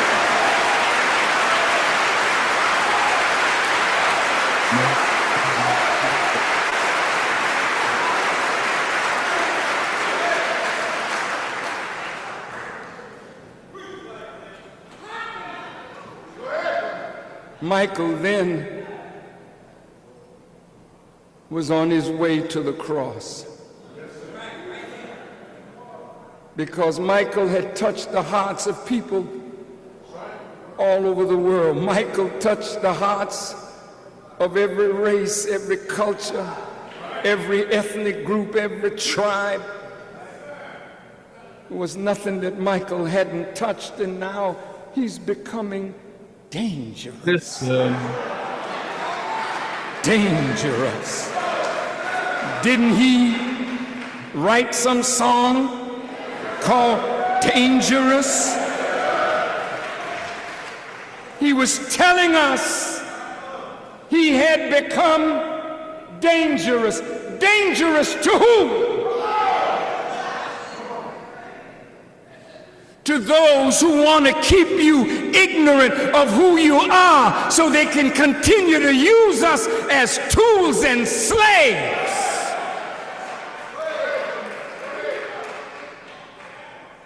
It's not about hate. This is not about anti-Semitism. It's about showing who is anti-black.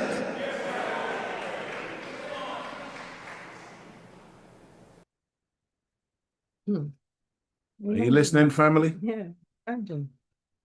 You want to change your name, and the FBI are visiting. Yeah, and especially in America, they would do that. Yeah.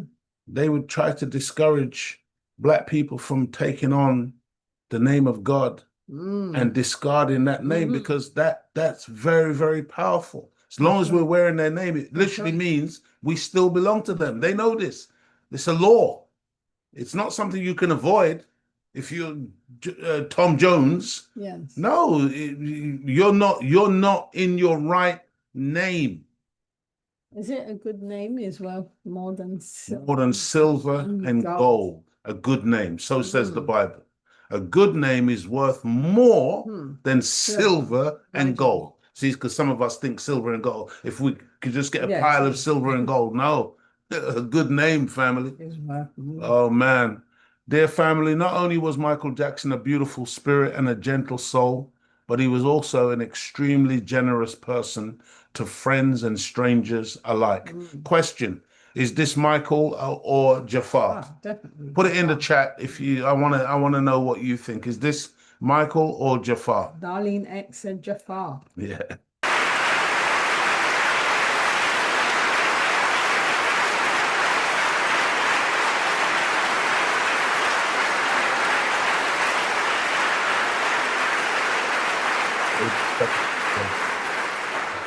I'm almost finished. Can you be patient with me a little bit?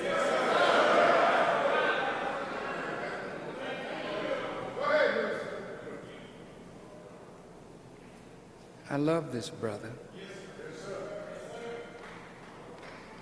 And I feel a deep sense of personal loss. We had a quiet relationship. And he would call me on New Year's Day to wish me well and send me big bouquet of fruit in a huge bowl.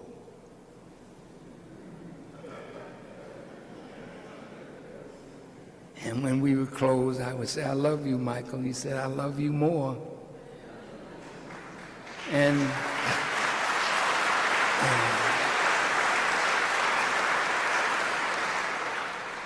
Michael wanted to fight the powers that were controlling him and trying to steal his legacy. Michael was a wise young man.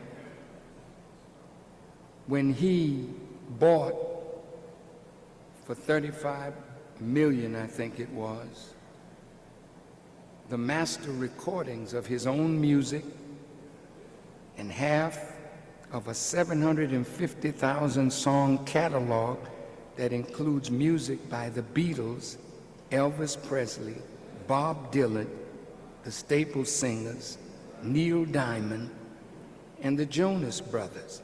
That means anytime they play any of those songs, he gets paid.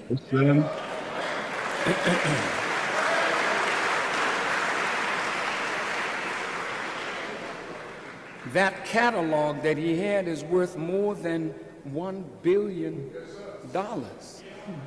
And naturally, see, what you don't understand about the enemy, when they fear you, the first thing they must do is destroy your reputation, then destroy your wealth.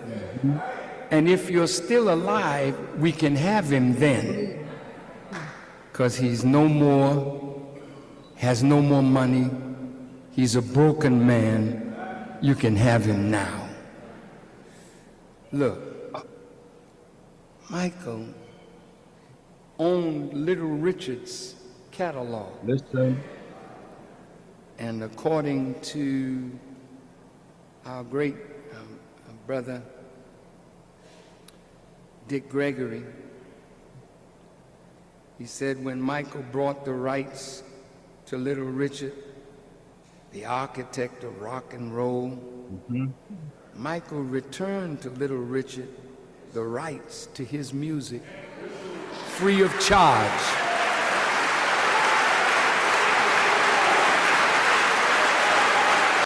What a beautiful brother, man. Right.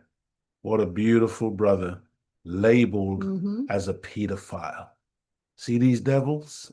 He was no pedophile, family.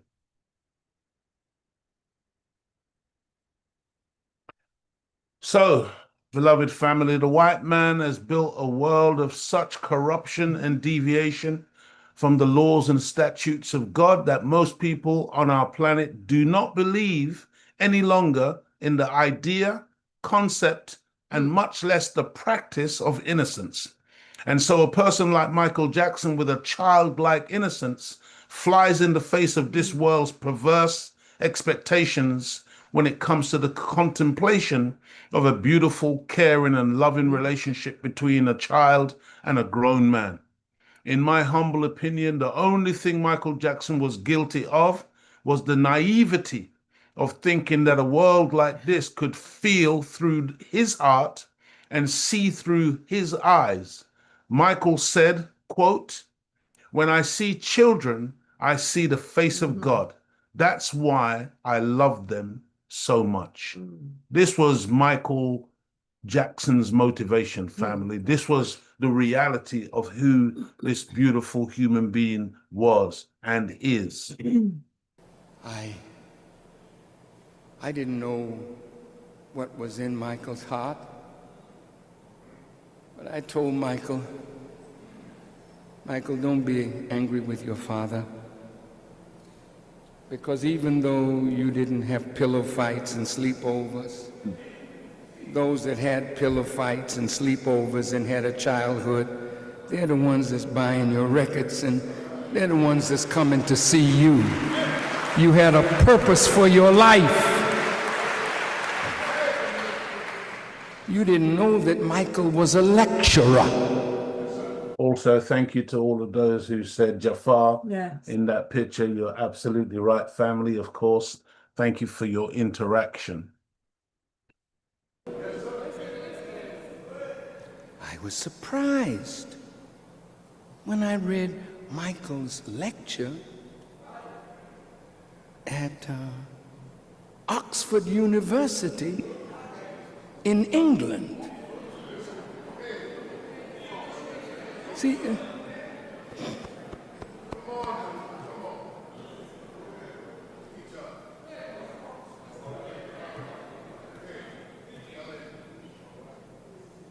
During this lecture, the Honorable Minister Louis Farrakhan became emotional at least twice, you know, when contemplating Michael Jackson and what happened to this brother and how beautiful this brother was. The minister was moved to tears on a couple of occasions. This was one of them.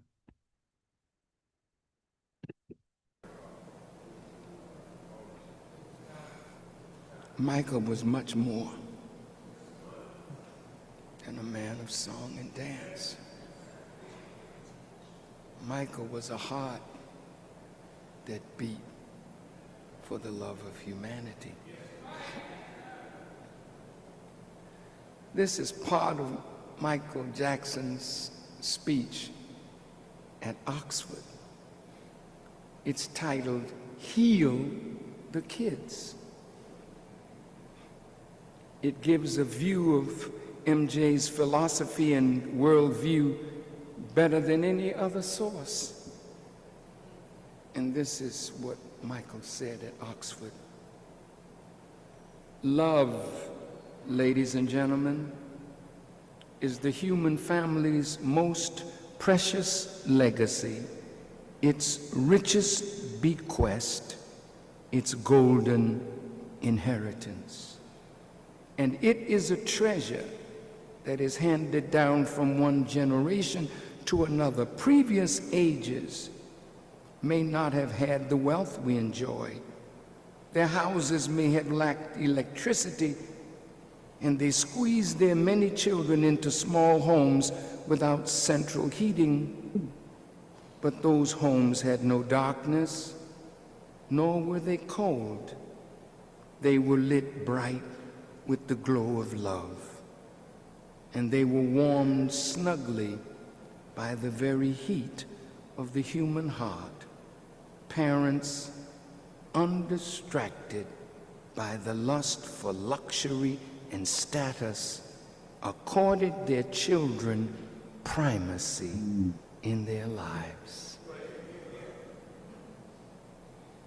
On the world condition, this is what Brother said. Friends, let me paint a picture for you. Here's a typical day in America. 6 youths under the age of 20 will commit suicide. 12 children under the age of 20 will die from firearms. Remember, this is a day, not a year. 399 children will be arrested for drug abuse. 1,352 babies will be born to teen mothers. This is happening in one of the richest, most developed countries in the history of the world. Here is Michael's goals. He said, our goal is simple: to recreate the parent-child bond, to renew its promise and light the way forward for all the beautiful children who are destined one day to walk this earth. They say that parenting is like dancing. You take one step, your child takes another. I have discovered that getting parents to rededicate themselves to their children is only half the story. The other half is preparing the children to re-accept their parents. Then he started talking about his father. He said, He was talking about his father's father. He showed very little affection toward his family and raised my father and his siblings with an iron fist. Who could have imagined what it was like to grow up a poor black man in the South, robbed of dignity, bereft of hope, struggling to become a man in a world that saw my father as subordinate? I was the first black artist to be played on MTV, and I remember how big a deal it was even then, and that was in the 80s.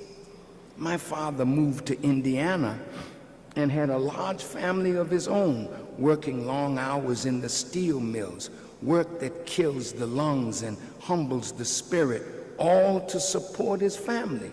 Is it any wonder that he found it difficult to expose his feelings? Is it any mystery that he hardened his heart, that he raised the emotional ramparts?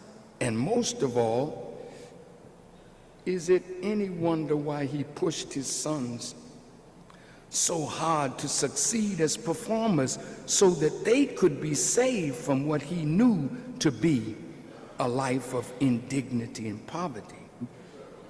I have begun to see that even my father's harshness was a kind of love, an imperfect love, be sure, but it was love nonetheless. He pushed me because he loved me, because he wanted no man to ever look down on his offspring. And now, with time, rather than bitterness, I feel blessing. In the place of anger, I have found absolution. And in the place of revenge, I have found reconciliation. And my initial fury has slowly given way to forgiveness. And that's what I'm asking all of us to do tonight. Live up to the 5th of the 10 Commandments. Honor your parents by not judging them. Give them the benefit of the doubt. That is why I want to forgive my father and to stop judging him. I want to forgive my father because I want a father, and this is the only one that I've got.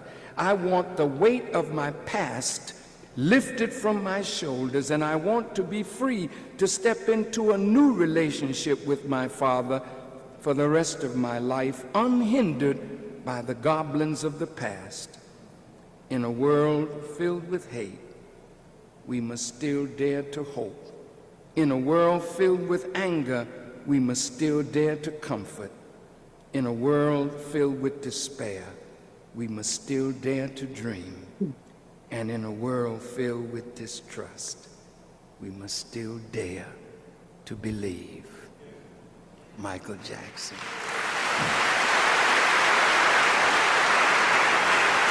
What a beautiful, beautiful human being, you see? And it's just so, but you see again, when you go with the enemy, when you take on his narrative, you look at Michael Jackson as some demon. No, beloved, no demon that ain't producing that type of language in a lecture at Oxford University. Michael Jackson left this realm as a warrior, fighting family for his dignity and legacy, and challenging the enemy, knowing and having the faith that he would be the winner, living or dead. You can kill the flesh, but you can never kill the idea.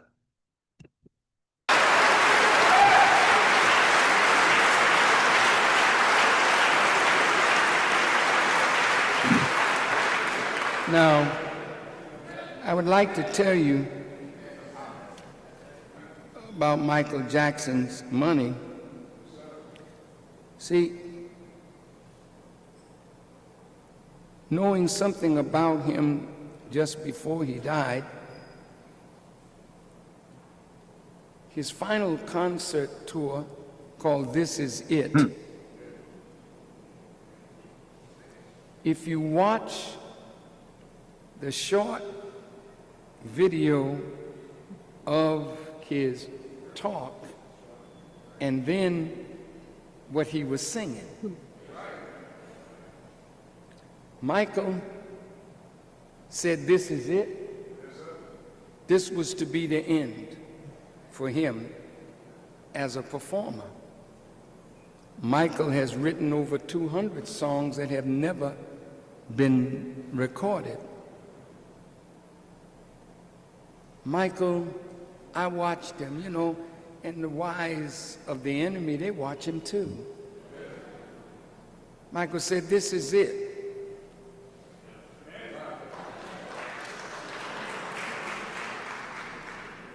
I don't know what that means to you.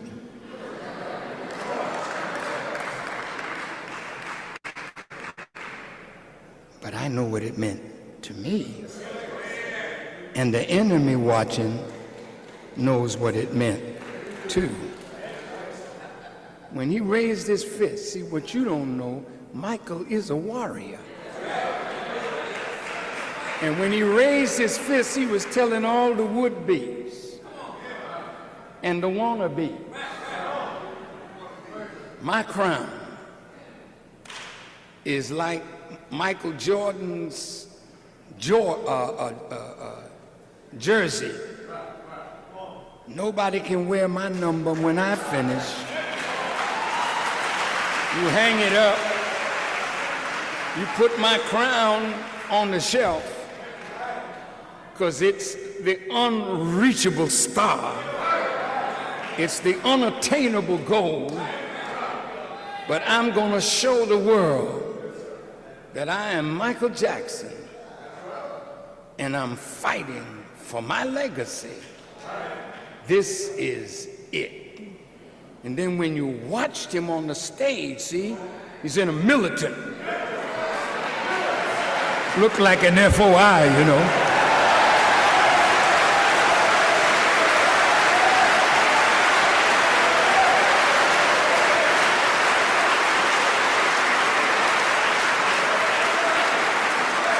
They didn't tell you what he was singing, but in the end, if you looked at his mouth, he said, "They don't care about us."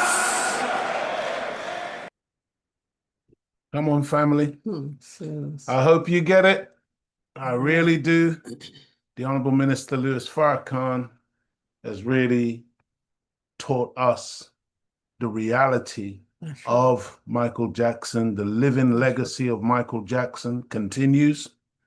He was put on this planet to be a sign for us, to our children, to the future unborn generations. He was not what the enemy labeled him. And if you study what he left behind, you will be able to prove that for yourself. You see, it's like all the ugly names that they call the Honorable Minister Louis Farrakhan, that they call the Honorable Elijah Muhammad. But understand this, family.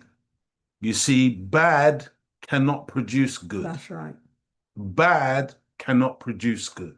And the reason why these men have produced such wonderful goodness in building human potential and human lives in the nation of Islam and in the wider world is because they were and they are good. Michael Jackson was a good, decent, beautiful human being. And I pray that you will study him, study his music, study his lyrics, study his words, that you too can be a part of that legacy. You too can be a beneficiary from what Almighty God Allah sent among us, but many of us failed to see at the time of his being among us. May Allah bless you as I greet you, as I found you in the greeting words of peace. As-salamu alaikum. Walaikum salam, sir. And what we have to remember is with these satanic people, we don't think the same. So in their minds, they cannot conceive the fact of somebody being with children and not do anything with them. Not do anything filthy. That's their mind. So their mind will always go to there, the that's that's what they do, yes, family. that is them. They got massive pedophile rings. Yes. And it's not from the bottom. It's from the very top of their societies. That's right. So that's how they think. You know, they just cannot concede what nothing happened. No, because they know what they would do. But on that note, praise be to Allah. Yes, so anyone go and watch the film. It's a really beautiful film. You know, it had us in tears, isn't it? That's right. That's right. It's quite emotional. It just, to me, it brought it all back up again, you know, of when our brother passed away and everything. So, but yeah, watch it if you can. Thank you very much for your comments and for your time. Don't forget to tune in to the Final Call Radio. The more we feed on right guidance, the more we murder that Satan himself. And this is what we got. It's a fight.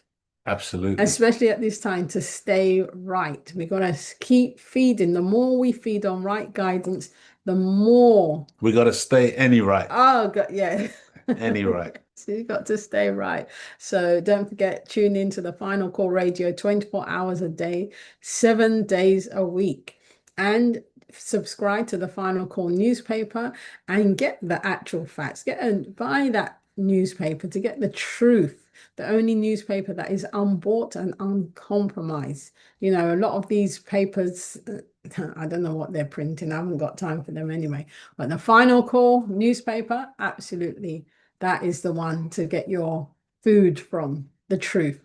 And every Sunday, don't forget to log on to noi.org to tune in to Student Minister Ismail Mohammed or one of the student ministers. And on that note, don't forget to return, inshallah, next week inshallah. Yes. Same time, same. If Allah spares our life. Yes. May Allah bless you. Assalamu alaikum. Wa alaikum salam.